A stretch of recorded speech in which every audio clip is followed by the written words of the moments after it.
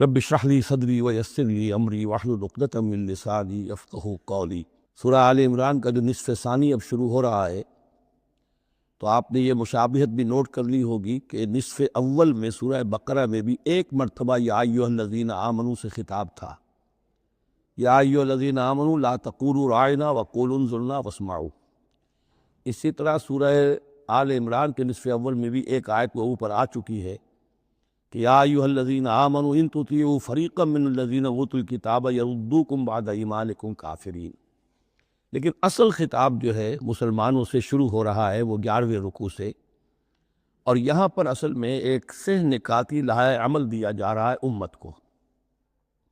ظاہر بات ہے کہ یہ امت اب ہمیشہ ہمیشہ قائم رہنے والی ہے قیامت تک، اور اس میں زوال بھی آئے گا، اور اللہ تعالیٰ با ہمت لوگوں کو بھی پیدا کرے گا، اولو العزم لوگوں کو پیدا کرے گا، جیسا کہ ہمیں معلوم ہے مجددین امت اٹھتے رہے ہر صدی کے اندر۔ لیکن جب بھی کوئی کام دین کی تجدید کا ہو، دین کو اثر نو تازہ کرنے کی کوشش ہو، دین کو قائم کرنے کی جد و جہد ہو، تو اس کا ایک لائحہ عمل ہوگا۔ وہ لائحہ عمل ہے جو ان 3 آیات میں جو ابھی میں نے آپ کو پڑھ کر سنائی ہے نہایت جامعیت کے ساتھ سامنے آیا ہے۔ اور یہ حسن اتفاق ہے کہ یہ 3 آیات ہیں، جیسے سورۃ العصر 3 آیات ہیں، ایسے یہ 3 آیات ہیں نہایت جامع۔ اس میں پہلا نقطہ کیا ہے؟ جب بھی کوئی کام کرنا ہے سب سے پہلے افراد کی شخصیت سازی، کردار سازی۔ یا ایھا الذین آمنوا اتقوا اللہ حق تقاتہ، اہل ایمان اللہ کا تقوی اختیار کرو جتنا کہ اس کے تقوی کا حق ہے۔ ولا تموتن الا وانتم مسلمون، اور دیکھنا ہرگز موت نہ آنے پائے مگر فرما برداری کی حالت میں۔ یہ سب سے گاڑھی آیت ہے قرآن مجید میں تقوی کی تلقین کے لیے۔ اللہ کا حق جتنا ہے اتنا تقوی۔ اس پر صحابہ گھبرا گئے کہ یا رسول اللہ کا حق کون ادا کر سکتا ہے؟ پھر جب آیت اتری ہے سورہ تغابن کی کہ فاتقوا اللہ ما استطعتم، اپنی امکانی حد تک تقوی اختیار کرو، تب ان کی جان میں جان آئی۔ ساتھ ہی یہ کہ مت مرنا مگر حالت فرما برداری میں۔ کیا معنی ہے؟ کوئی پتہ نہیں کس لمحے موت آ جائے، کوئی لمحہ نافرمانی میں نہ گزرے، مبادا موت کا ہاتھ اسی وقت آ کر تمہیں دبوچ لے۔ اس طرح کی شخصیتیں اگر پہلے نہ بنی ہو تو کوئی کام نہیں ہو سکتا۔ پہلے کردار سازی افراد کی۔ اب جب یہ کردار سازی ہو، دوسرا مرحلہ کیا ہے؟ وَاعْتَصِمُوا بِحَبْلِ اللَّهِ جَمِيعًا وَلَا تَفَرَّقُوا، ایک اجتماعیت اختیار کرو، اللہ کی رسی کو مضبوطی سے تھام لو، مل جل کر، اور تفرقے میں مت پڑو۔ یہاں چونکہ اس سے پہلے جو رکوع ختم ہوا ہے وَمَن يَعْتَصِم بِاللَّهِ، جو اللہ تعالیٰ سے چمٹ جائے، اللہ کی حفاظت میں آ جائے، فَقَدْ هُدِیَ إِلَىٰ صِرَاطٍ مُسْتَقِيمٍ۔ اور سورہ حج کی آخری آیت میں بھی یہ لفظ آیا ہے فَأَقِیمُوا الصَّلَاةَ وَآتُوا الزَّکَاةَ وَاعْتَصِمُوا بِاللَّهِ۔ اب اللہ کی حفاظت میں کیسے آئے؟ اللہ سے کیسے چمٹے؟ اس کے لیے فرمایا وَاعْتَصِمُوا بِحَبْلِ اللَّهِ، اللہ کی رسی سے چمٹ جاؤ، اللہ کی رسی کو مضبوطی سے تھام لو۔ اور یہ اللہ کی رسی کون سی ہے؟ متعدد احادیث کے ذریعے سے واضح ہوتا ہے کہ یہ ہے قرآن۔ ایک طرف ہے انسان میں تقوی، ایک طرف اس میں علم آنا چاہیے، قرآن کا فہم پیدا ہونا چاہیے، قرآن کے نظریات کو سمجھنا چاہیے، قرآن کی حکمت کو سمجھنا چاہیے۔ انسانوں میں اجتماعیت جو ہے وہ جانوروں کے گلوں کی طرح نہیں ہو سکتی کہ بھیڑ بکریوں کا ایک بڑا ریوڑ ہے اور ایک چرواہا جو ہے وہ لکڑی لے کر ان کو سب کو ایک ڈسپلن میں لیے ہوئے ہے۔ انسانوں کو جمع کرنا ہے تو ان کے ذہن ایک بنانے ہوں گے، ان کی سوچ ایک بنانی ہوگی۔ یہ حیوان عاقل ہے، یہ باشعور لوگ ہیں، ان کی سوچ ایک ہو، نظریات ایک ہو، مقاصد ایک ہو، ہم آہنگی ہو، نقطہ نظر ایک ہو، تبھی تو یہ جمع ہوں گے۔ اس کے لیے وہ چیز چاہیے جو ان میں یکرنگی خیال، یکرنگی نظر، یکجہتی مقاصد کی ہم آہنگی پیدا کر دے، اور وہ قرآن ہے۔ حبل اللہ ہو حبل اللہ المتین، حضرت علی سے روایت ہے، حضرت عبداللہ ابن مسعود سے ہے، حضور نے فرمایا القرآن حبل اللہ الممدود من السماء الی الارض، اللہ کی مضبوط رسی ہے جو آسمان اور زمین کے درمیان تنی ہوئی ہے۔ ایک اور حدیث میں فرمایا فاستبشروا فإن طرفہ بأیدیکم وطرفہ بید اللہ، خوشیاں مناؤ، یہ قرآن ایسی شے ہے کہ جس کا ایک سرا تمہارے ہاتھ میں، ایک سرا اللہ کے ہاتھ میں۔ تو تقرب الی اللہ کا ذریعہ بھی قرآن، اور آپس میں تمہیں جوڑ کر رکھنے کا ذریعہ بھی قرآن۔ یہی وجہ ہے کہ ہماری ساری یہ تحریک جو ہے میری، اس کا اصل جو منبع ہے، سر چشمہ ہے، اس کا مبنی ہے، مدار ہے، وہ دعوت رجوع القرآن۔ پوری زندگی میں نے اپنی الحمدللہ کھپائی ہے اس کام میں۔ اسی کے ذریعے سے انجمن خدام القرآن اور قرآن اکیڈمیز، پھر 1 ایئر کورس، نوجوان جو ہے تعلیم یافتہ لوگ ہیں، وہ پی ایچ ڈی بھی کر چکے ہیں، وہ ڈاکٹر بھی بن گئے ہیں، وہ انجینئر بھی ہیں، لیکن دین کی طرف سے جاہل ہیں، قرآن سمجھ نہیں سکتے۔ وہ آئیں، 1 سال رہیں ہمارے پاس، عربی سیکھیں، قرآن سیکھیں، تاکہ اس پر عمل ہو سکے۔ تو دوسرا نقطہ ہوا وَاعْتَصِمُوا بِحَبْلِ اللَّهِ جَمِيعًا وَلَا تَفَرَّقُوا وَاذْكُرُوا نِعْمَتَ اللَّهِ عَلَيْكُمْ إِذْ كُنْتُمْ أَعْدَاءً، اور ذرا یاد کرو جو اللہ کا انعام تم پر ہوا کہ تم تو ایک دوسرے کے دشمن تھے۔ فَأَلَّفَ بَيْنَ قُلُوبِكُمْ، تو اللہ نے تمہارے دلوں کے اندر الفت پیدا کر دی۔ فَأَصْبَحْتُمْ بِنِعْمَتِهِ إِخْوَانًا، تم اللہ کے فضل و کرم سے بھائی بھائی بن گئے۔ یہ یہاں گویا کہ اولین مخاطب یہاں انصار ہیں۔ ان کے جو 2 قبیلے تھے اوس اور خزرج، وہ آپس میں لڑتے آ رہے تھے 100 برس سے، خاندانی دشمنیاں چلی آ رہی تھی، قتل کے بعد قتل، ادھر کا قتل ادھر کا قتل، لیکن اب جب یہ ایمان آیا، اللہ کی کتاب آ گئی، محمد رسول اللہ آ گئے، تو اب وہ شیر و شکر ہو گئے، ان کے جھگڑے ختم ہو گئے۔ اس طرح پورے عرب کے اندر غارت گری ہوتی تھی، اسے دارالامن بنا دیا۔ وَكُنْتُمْ عَلَىٰ شَفَا حُفْرَةٍ مِّنَ النَّارِ، اور تم تو آگ کے ایک گڑھے کے کنارے تک پہنچ گئے تھے، بس اس میں گرنے والے تھے۔ فَأَنْقَذَكُم مِّنْهَا، تو اللہ نے اس سے تمہیں نکال لیا اور بچا لیا۔ كَذَلِكَ يُبَيِّنُ اللَّهُ لَكُمْ آيَاتِهِ لَعَلَّكُمْ تَهْتَدُونَ، اس طرح اللہ تعالیٰ اپنی آیات تمہارے لیے واضح کر رہا ہے تاکہ تم راہ پاؤ، صحیح راہ پر قائم رہو۔ یہ 2 نکتے ہو گئے۔ پہلے افراد کے کردار کی تعمیر، تقوی اور تابعداری، فرما برداری، پھر جمعیت، تنظیم، جماعت، اور اس کے لیے جو معنوی جو اس کے لیے ہے، جو محور ہے اس تنظیم کا، وہ معنوی محور کیا ہے؟ قرآن مجید، حبل اللہ، اعتصامش کن کہ حبل اللہ اوست، مضبوطی سے تھامو، اس کو علامہ اقبال کہتے ہیں قرآن کو، حبل اللہ یہ ہے۔ اب یہ جو حبل اللہ، اور جو اس کے لیے ظاہری شکل بنے گی، وہ بھی اس صورت میں ہم پڑھ چکے ہیں، من انصاری اللہ، کہ کوئی اللہ کا بندہ کھڑا ہو اور کہے کہ میں تو اس راستے پر چل رہا ہوں، اب کون ہے جو میرے ساتھ آتا ہے اور میرا مددگار بنتا ہے۔ اب ایسی جمعیت جو وجود میں آئی، وہ کیا کرے گی؟ یہ تیسری آیت اہم ترین ہے۔ وَلْتَكُن مِّنكُمْ أُمَّةٌ يَدْعُونَ إِلَى الْخَيْرِ وَيَأْمُرُونَ بِالْمَعْرُوفِ وَيَنْهَوْنَ عَنِ الْمُنكَرِ، سے نکاتی پھر آ گیا۔ تیسرے میں 3 کام، یہ جماعت کے کرنے کے کام صرف 3 ہیں۔ دعوت خیر، دعوت الى الخیر، اور سب سے بڑا خیر یہ قرآن ہے۔ یامرون بالمعروف، نیکی کا حکم دیتے رہیں، وینہون عن المنکر، اور بدی سے روکتے رہیں، واولئک هم المفلحون، اور یہی لوگ ہیں جو فلاح پانے والے۔ ولتکن منکم امۃ، تم میں سے ایک ایسی امت وجود میں آنی چاہیے، منکم ہے، گویا کہ ایک بڑی امت ہے امت مسلمہ، وہ تو اب 150 کروڑ ہیں یا 140 یا 130 کروڑ ہیں، سوئے ہوئے ہیں، اپنے منصب کو بھولے ہوئے ہیں، دین سے دور ہیں۔ تو اب اس امت کے اندر چھوٹی امت بنے، ایک جماعت بنے، وہ جماعت اپنے ذمے یہ کام لے لے، جاگو اور جگاؤ، جو ہمدرد کا ایک جو نعرہ ہے کہ اب جاگو اور جگاؤ، اللہ نے تمہیں جاگنے کی صلاحیت دے دی، اب وہ اوروں کو جگاؤ، اور اس کے لیے طاقت فراہم کرو، ایک جماعت بناؤ۔ وَلْتَكُن مِّنكُمْ أُمَّةٌ يَدْعُونَ إِلَى الْخَيْرِ وَيَأْمُرُونَ بِالْمَعْرُوفِ وَيَنْهَوْنَ عَنِ الْمُنكَرِ وَأُولَٰئِكَ هُمُ الْمُفْلِحُونَ، یہی لوگ فلاح پانے والے ہیں۔ وہ بڑی امت کروڑوں کی جو ہے، جو یہ کام نہیں کرتی، وہ فلاح کی امید میں اگر ہے اور نجات کی امید میں ہے تو ایک امید موہوم ہے۔ فلاح پانے والے صرف یہ لوگ ہوں گے، اولئک هم المفلحون۔ اب اسی میں آگے چل کر میں نے جو منہج انقلاب نبوی ہے اس میں یہ بات واضح کی ہے کہ جب کوئی انقلاب کے لیے آخری اقدام ہوگا، وہ بھی نہی عن المنکر بالید، اس لیے کہ حدیث میں حضور نے نہی عن المنکر کے 3 مرتبے بیان کیے ہیں۔ ابو سعید خدری رضی اللہ عنہ سے روایت ہے، من رأى منکم منکرا فلیغیرہ بیدہ فإن لم یستطع فبلسانہ فإن لم یستطع فبقلبہ وذلک اضعف الایمان، رواہ مسلم رحمہ اللہ۔ تم میں سے کوئی شخص کسی منکر کو دیکھے، اس کا فرض ہے اسے طاقت سے، زور سے، ہاتھ سے بند کرے، روکے، بدلے۔ اگر اس کی طاقت نہیں ہے تو زبان سے تو کہے، اس کی بھی ہمت نہیں ہے تو دل میں نفرت ضرور رکھے، اور یہ ایمان کا کمزور ترین درجہ ہے۔ نفرت بھی ختم ہو گئی، وائے ناکامی متاع کارواں جاتا رہا، کارواں کے دل سے احساس زیاں جاتا رہا، تو اب کوئی ایمان نہیں۔ ہاں دل میں نفرت ہے تو اگلا قدم اٹھاؤ، زبان سے کہنا شروع کرو، بھائی یہ چیز غلط ہے، یہ حرام ہے، یا اللہ نے اس کو حرام ٹھہرایا ہے، مت یہ کام کرو۔ لیکن ساتھ ہی اپنی طاقت بناتے جاؤ، ایک جماعت بناؤ، قوت بناؤ۔ جب وہ طاقت ہو جائے، اب کہو کہ اب یہ نہیں کرنے دیں گے، پھر وہ ہوگا نہیں منکر بالید، طاقت کے ساتھ۔ یہ ہوگا انقلاب کا جو ہے آخری مرحلہ۔ تو یہ 3 آیتوں کے اندر عظیم ہدایت ہے، پورا لایا عمل ہے، اسی میں منہج انقلاب نبوی کا جو آخری اقدامی عمل ہے وہ بھی پوشیدہ ہے۔ وَلَا تَكُونُوا كَالَّذِينَ تَفَرَّقُوا وَاخْتَلَفُوا مِن بَعْدِ مَا جَاءَهُمُ الْبَيِّنَاتُ، اور ان لوگوں کی طرح نہ ہو جانا جو متفرق ہو گئے، فرقوں میں بٹ گئے اور انہوں نے اختلافات پیدا کر لیے اس کے بعد کہ ان کے پاس واضح تعلیمات آ گئی تھیں۔ اولئک لہم عذاب عظیم، ایسے لوگوں کے لیے تو بہت بڑا عذاب ہے۔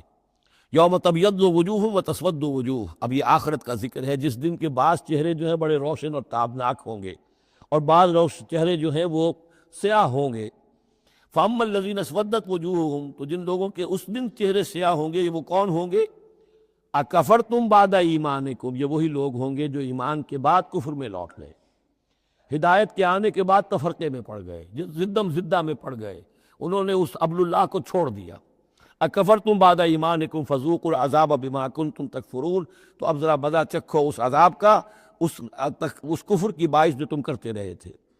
وَأَمَّا الَّذِينَ ابْيَضَّتْ وُجُوهُهُمْ، اور وہ لوگ جن کے چہرے سفید ہوں گے، روشن ہوں گے، تابناک ہوں گے، فَفِي رَحْمَةِ اللَّهِ هُمْ فِيهَا خَالِدُونَ، وہ اللہ کی رحمت میں ہوں گے اور اس میں ہمیشہ ہمیشہ رہیں گے۔ تِلْكَ آیاتُ اللَّهِ نَتْلُوهَا عَلَيْكَ بِالْحَقِّ، یہ اللہ کی آیات ہیں جو ہم آپ کو پڑھ کر سنا رہے ہیں حق کے ساتھ۔ وَمَا اللَّهُ يُرِيدُ ظُلْمًا لِلْعَالَمِينَ، اور اللہ تعالیٰ تو جہان والوں کے لیے ظلم کا ارادہ نہیں رکھتا۔ لوگ اپنے اوپر ظلم کرتے ہیں، خود غلط راستے پر پڑتے ہیں اور اس کی پھر ان کو سزا دنیا اور آخرت میں بھگتنی پڑتی ہے۔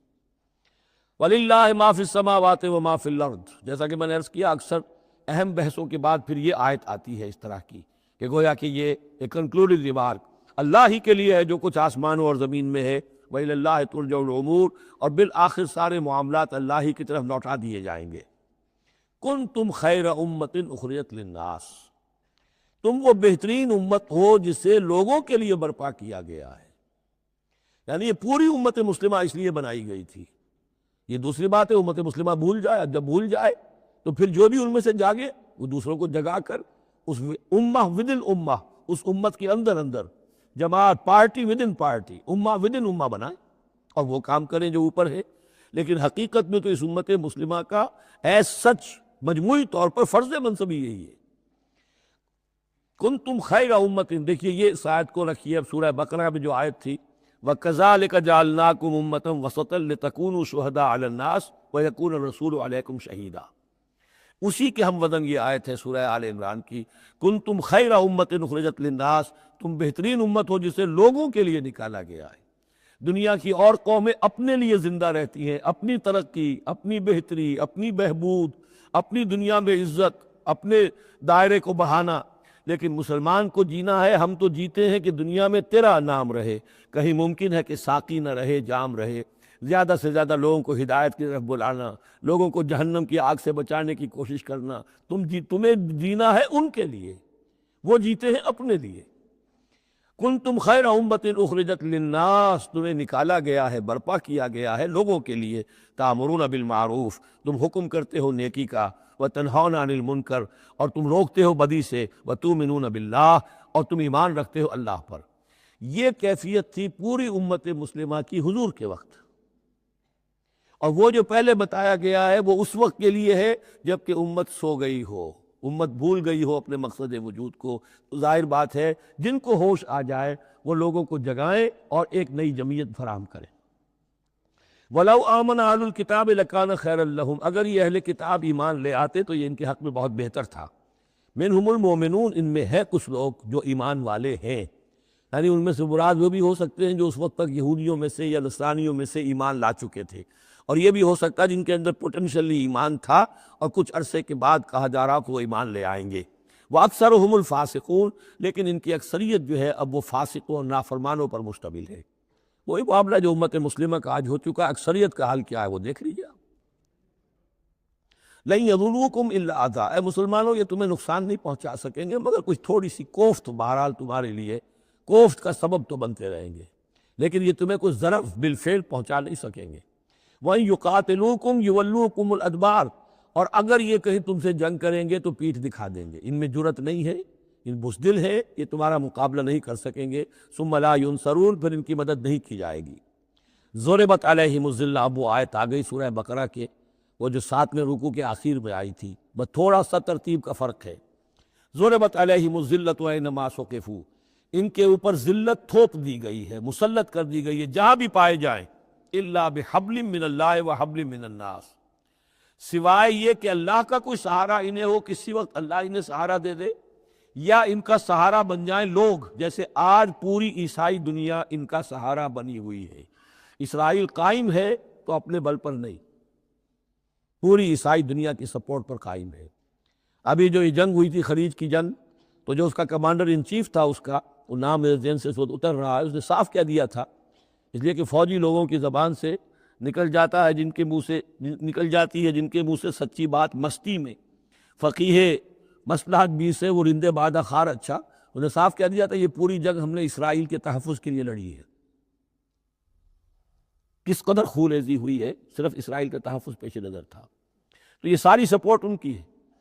ضربت علیہم الذلۃ اینما ثقفوا الا بحبل من اللہ وحبل من الناس وباؤوا بغضب من اللہ، اور یہ اللہ تعالیٰ کا غضب جو ہے اور غصہ انہوں نے حاصل کر لیا ہے۔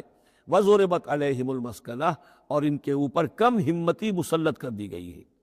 ذالک بانہم کانوا یکفرون بآیات اللہ، جو کہ تو وہی الفاظ آ رہے ہیں، اور اللہ تعالیٰ تو ظالم نہیں ہے، اور ان کا یہ حشر اس لیے ہوا ہے کہ یہ اللہ تعالیٰ کی آیات کا انکار کرتے رہے، وَيَقْتُلُونَ الْأَنْبِيَاءَ بِغَيْرِ حَقٍّ، اور انبیاء تک کو قتل کرتے رہے ناحق۔ ذَلِكَ بِمَا عَصَوْا وَكَانُوا يَعْتَدُونَ، اور یہ ہوا اس لیے کہ انہوں نے نافرمانی کی روش اختیار کی اور حدود سے تجاوز کیا۔ لیسوا سواء، پھر وہی بات جو میں عرض کر چکا ہوں، یہ سب کے سب برابر نہیں ہیں، ان میں سے اچھے بھی ہیں برے بھی ہیں۔ من اہل الکتاب امۃ قائمۃ یتلون آیات اللہ آناء اللیل وہم یسجدون، اہل کتاب میں ایسے لوگ بھی ہیں جو کھڑے رہنے والے لوگ ہیں، سیدھے راستے پر ہیں، اللہ کی آیات پڑھتے رہتے ہیں رات کے اوقات میں اور سجدہ بھی کرتے ہیں۔ خاص طور پر چونکہ یہاں اہل کتاب کا لفظ آ رہا ہے، جو عیسائی راہب تھے حضور کے زمانے میں، ان پہ کثیر تعداد جو ہے وہ اس کردار کی حامل تھی۔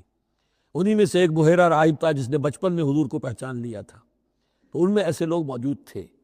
یقیناً کوئی چھپے ہوئے ہوگے یہود میں بھی، لیکن اکثر و بیشتر یہود میں سے یہ کردار ختم ہو چکا تھا، بہت ہی چند لوگ، لیکن عیسائیوں میں بکثرت موجود تھے۔ لیسوا سواء من اہل الکتاب امۃ قائمۃ یتلون آیات اللہ آناء اللیل وہم یسجدون یؤمنون باللہ والیوم الآخر، وہ ایمان رکھتے اللہ پر اور یوم آخر پر، وَيَأْمُرُونَ بِالْمَعْرُوفِ وَيَنْهَوْنَ عَنِ الْمُنْكَرِ، نیکی کا حکم دیتے ہیں بدی سے روکتے ہیں، وَيُسَارِعُونَ فِي الْخَيْرَاتِ، اور نیکیوں میں ایک دوسرے سے آگے نکلنے کی کوشش کرتے ہیں، وَأُولَٰئِكَ مِنَ الصَّالِحِينَ، اور یقیناً یہ صالحین میں سے ہیں، وَمَا يَفْعَلُوا مِنْ خَيْرٍ فَلَنْ يُكْفَرُوهُ، جو خیر بھی یہ کریں گے تو اس کی ناقدری نہیں کی جائے گی۔ وَاللَّهُ عَلِيمٌ بِالْمُتَّقِينَ، اللہ تعالیٰ اپنے ایسے متقی بندوں سے واقف ہے۔ ان الذین کفروا لن تغنی عنہم اموالہم ولا اولادہم من اللہ شیئا، اس کے برعکس جو لوگ کفر پر اڑ جائیں گے ان کے کام نہیں آ سکیں گے، نہ ان کے اموال نہ ان کے اولاد، اللہ سے بچانے میں کچھ بھی۔ وَأُولَٰئِکَ أَصْحَابُ النَّارِ، وہ جہنمی ہے، ہم فیہا خالدون، اسی میں رہیں گے۔ مَثَلُ مَا يُنْفِقُونَ فِي هَٰذِهِ الْحَيَاةِ الدُّنْيَا كَمَثَلِ رِيحٍ فِيهَا سِرٌّ أَصَابَتْ حَرْثَ قَوْمٍ ظَلَمُوا أَنفُسَهُمْ فَأَهْلَكَتْهُ۔ اب یہ جو جنگیں کر رہے تھے قریش مکہ، تو ظاہر بات ہے کہ وہ بھی انفاق کرتے تھے، فوج تیار کرنی ہے، اونٹ چاہیے، سواریاں چاہیے، ہتھیار چاہیے، تو خرچہ کرتے تھے نا۔ اب یہ اس کی طرف اشارہ ہے کہ یہ لوگ جو دنیا کی زندگی میں کچھ خرچ کرتے ہیں، یا تو دین کی مخالفت کے لیے، یا اپنے جی کو ذرا جھوٹی ایک تسلی دینے کے لیے کہ ہم کچھ نہ کچھ صدقہ خیرات بھی کرتے ہیں، چاہے ہمارا کردار کتنا ہی گر گیا ہو، تو ان کے انفاق کی مثال ایسی ہے کمثل ریح فیہا سر، کہ جیسے ایک زوردار آندھی ہو جس میں پالا ہو، بہت ٹھنڈ ہو، اصابت حرث قوم، وہ کسی قوم کی کھیتی کو آ پڑے، ظلموا انفسہم، جنہوں نے اپنی جان پر ظلم کیا، فاہلکت ہو، اور اس سب کو تباہ و برباد اور تہس نہس کر کے رکھ دے۔ یعنی ان کی یہ نیکیاں، ان کا یہ انفاق، ان کی یہ جد و جہد، یہ سب کی سب بالکل ضائع ہو جانے والی ہیں، ہبط ہو جانے والی نیکیاں، اور ضائع جانے والی ان کی ساری مساعی اور دوڑ دھوپ۔ وَمَا ظَلَمَهُمُ اللَّهُ وَلَٰكِنْ أَنفُسَهُمْ يَظْلِمُونَ، اور انہوں نے، ان پر اللہ نے کوئی ظلم نہیں کیا، بلکہ وہ اپنی جانوں پر خود ظلم ڈھا رہے ہیں۔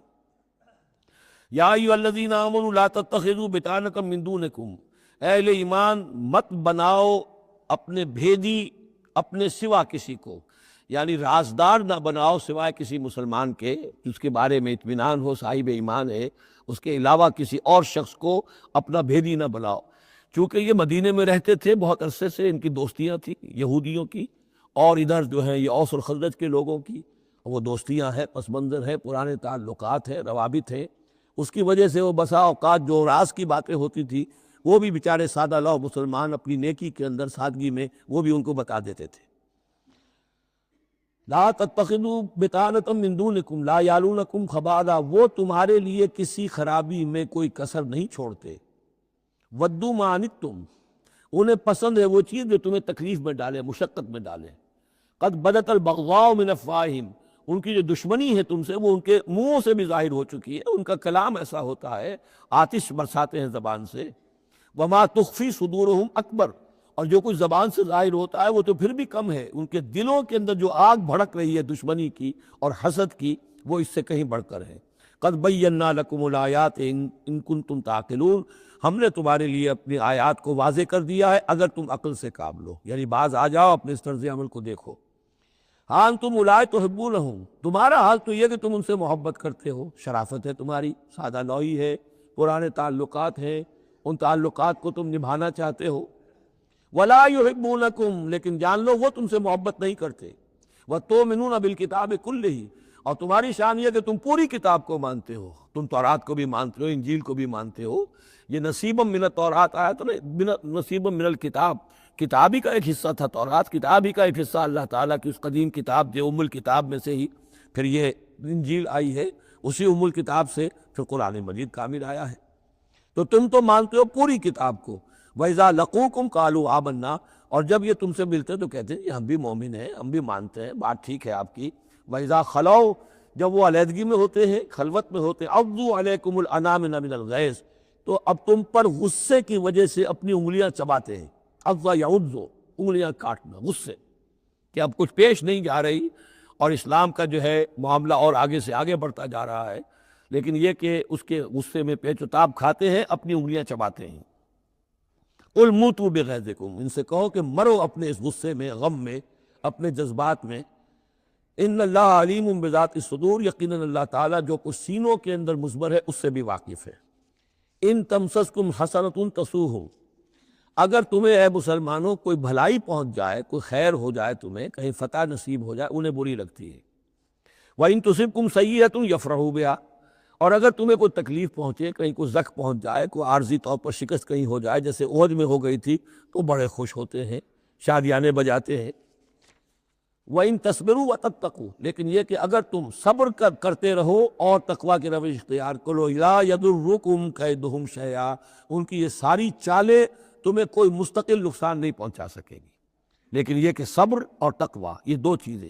وَاسْتَعِینُوا بِالصَّبْرِ وَالصَّلَاةِ، وہی صلاۃ جو ہے اس کی جگہ یہاں لفظ تقویٰ آ گیا ہے کہ یہ تم اگر کرتے رہو گے تو پھر یہ کہ ان کی ساری سازشیں ناکام ہوں گی بالآخر۔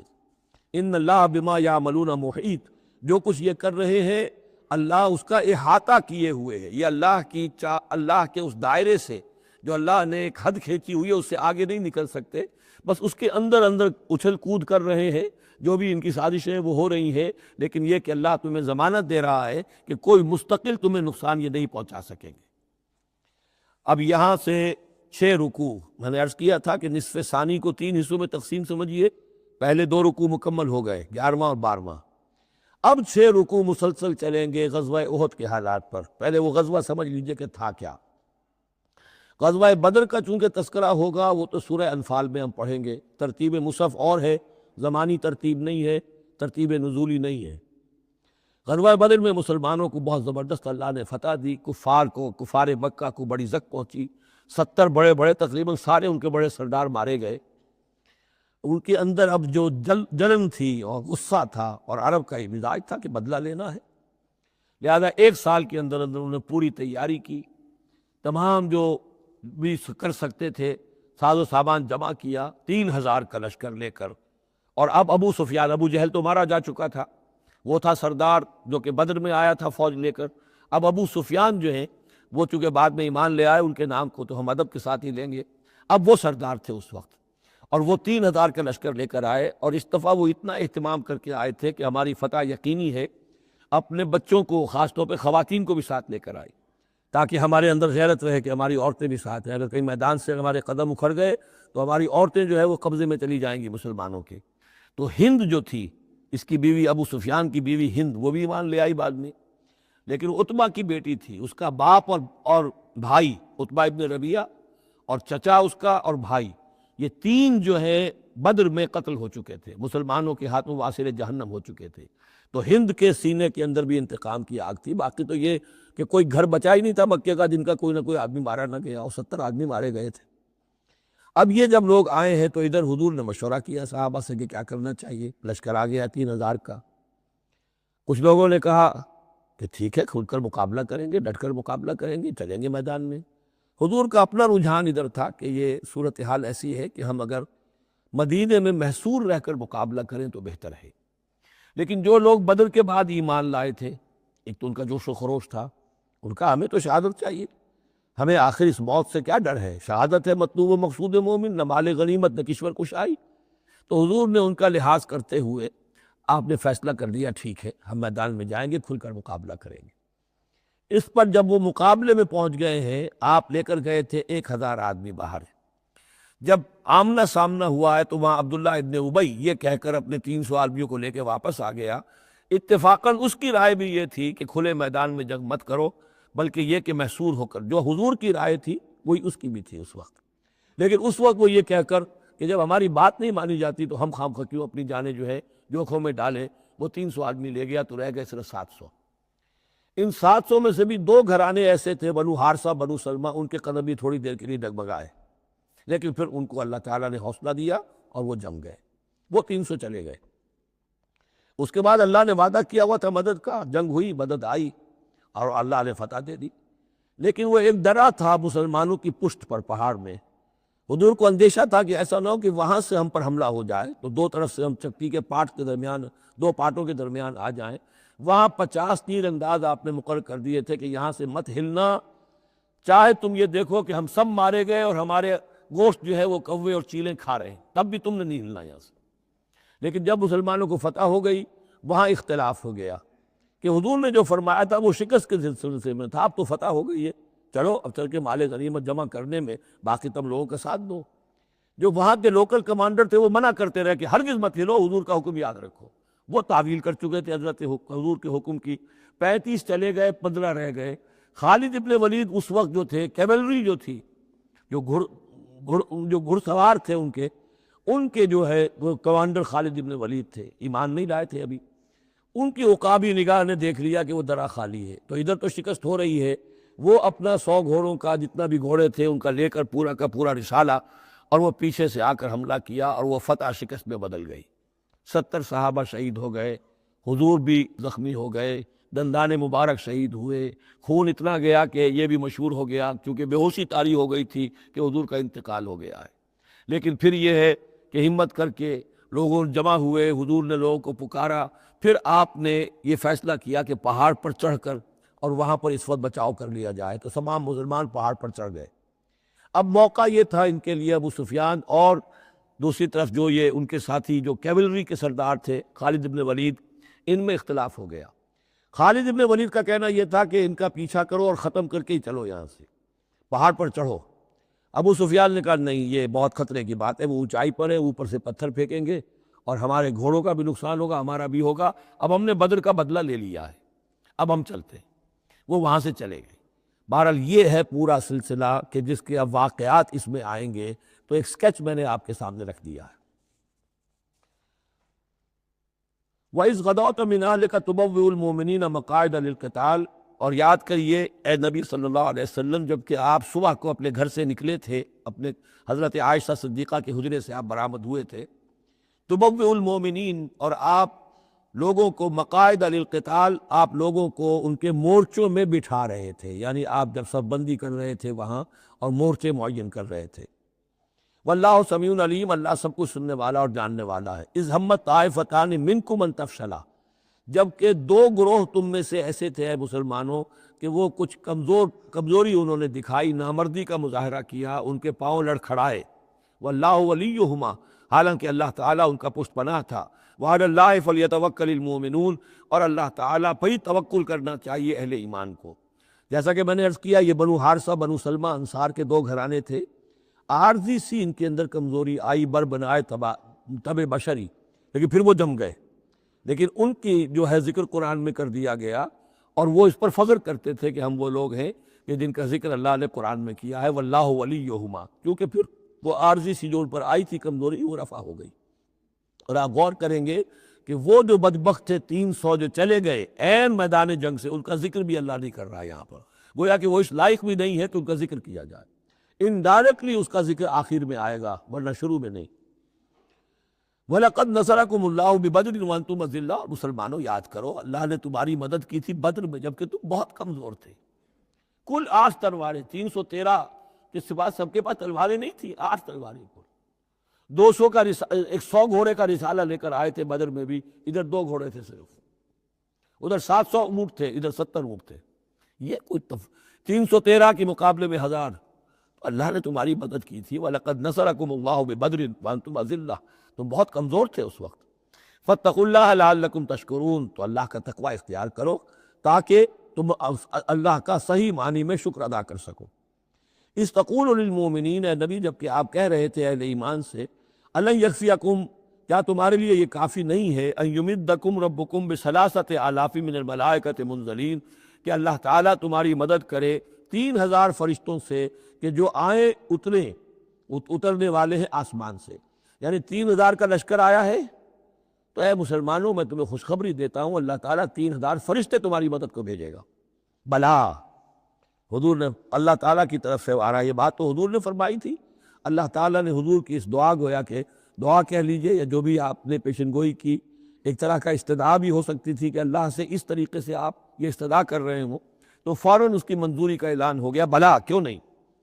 ان تصبروا وتتقوا، مسلمانوں اگر تم صبر کرو گے اور تقوی کی روش پر رہو گے، وَيَأْتُوكُم مِّن فَوْرِهِمْ هَٰذَا، اور اگر وہ فوری طور پر تم پر حملہ آور ہو جائے دشمن، يُمْدِدْكُمْ رَبُّكُمْ بِخَمْسَةِ آلَافٍ، تو اللہ تو تمہاری مدد کرے گا تمہارا پروردگار 3000 نہیں 5000 فرشتوں کے ذریعے سے، مصوبین جو نشان زدہ گھوڑوں کے اوپر آئیں گے۔ لیکن اس کے ساتھ دیکھیے وَمَا جَعَلَهُ اللَّهُ إِلَّا بُشْرَىٰ لَكُمْ، لیکن یہ سب بھی اللہ تعالیٰ کی طرف سے ایک بشارت کے طور پر تمہیں بتا دیا گیا، وَلِتَطْمَئِنَّ قُلُوبُكُمْ بِهِ، اور تاکہ تمہارے دل مطمئن ہو جائیں۔ وَمَا النَّصْرُ إِلَّا مِنْ عِنْدِ اللَّهِ، مدد تو ہوتی ہی اللہ کی طرف سے ہے، فرشتوں کا بھیجنا بھی ضروری نہیں ہے، اللہ فرشتوں کو بھیجے بغیر مدد کر سکتا ہے، کن فیکون کی شان رکھتا ہے۔ لیکن تمہاری طبع بشری کے حوالے سے تمہیں یہ خبر دی گئی ہے کہ 3000 کی اگر دشمن سامنے ہے تو تمہیں 3 نہیں 5000، اگر وہ فوری طور پر آگے حملہ آور ہو گئے تو 5000 تمہیں فرشتے بھیج دیں گے۔ لِيَقْطَعَ طَرَفًا مِّنَ الَّذِينَ كَفَرُوا، یہ اللہ تعالیٰ چاہتا ہے کہ یہ کافروں کا ایک بازو کاٹ دے، او یکبتہم، یا ان کو ذلیل کر دے، فینقلبوا خائبین، تاکہ پھر وہ لوٹ جائیں بہت ہی خائب و خاسر ہو کر، ناکام ہو کر۔ اب یہ گفتگو ذہن میں رکھیے، ترتیب جو ہے وہ نہیں ہے، پہلے جو ذکر ہو رہا ہے وہ تو آپ میدان جنگ میں پہنچ چکے تھے، یہ ذکر ہو رہا ہے اس سے پہلے کا، جب خبریں پہنچی ہوں گی کہ 3000 کا لشکر آ رہا ہے، اس وقت جو گفتگو ہوئی ہے۔ اب اس جنگ کے دوران جو بھی کچھ مسلمانوں سے خطائیں ہوئیں، غلطیاں ہوئیں، ان کی طرف بھی اشارہ ہے۔ اس میں بعض ایک معاملہ ایسا بھی ہوا جو حضور سے بھی خطا کا ایک معاملہ ہوا، اس کے اوپر بھی گرفت ہے، بلکہ سب سے پہلے حضور والے معاملے کو لیا جا رہا ہے۔ جب آپ زخمی ہو گئے شدید اور آپ پر بے ہوشی بھی طاری ہوئی، پھر جب ہوش میں آیا تو آپ کی زبان پر یہ الفاظ آ گئے، کیف یہدی اللہ قوما خضبوا وجہ نبیہم بالدم، اللہ اس قوم کو کیسے ہدایت دے گا جس نے اپنے نبی کے چہرے کو خون سے رنگ دیا، کیونکہ تلوار کا وار پڑا تھا آپ کے یہ چیک جو ہے، چیک بون پر، یہ جو ہڈی ہے چہرے کی، اور اس سے 2 آپ کے دانت بھی شہید ہو گئے تھے، اور یہ کہ فوارہ خون کا چھوٹا تھا، اور اس فوارے سے ظاہر بات ہے آپ کا پورا چہرہ لہو لہان، پورا جسم، اور خون اتنا گیا کہ آپ پر بے ہوشی طاری ہو گئی۔ کیف یہدی اللہ قوما، اللہ کیسے ہدایت دے گا اس قوم کو، خضبوا، جنہوں نے رنگ دیا، وجہ نبیہم، اپنے نبی کے چہرے کو، بالدم، خون سے۔ اس پر گرفت ہو رہی ہے، لیس لک من الامر شیء، اے نبی آپ کا کوئی اختیار نہیں ہے، آپ کا کام ہے دعوت دینا، تبلیغ کرنا، لوگوں کی ہدایت و ضلالت کا فیصلہ ہم کرتے ہیں، آپ نہیں کرتے۔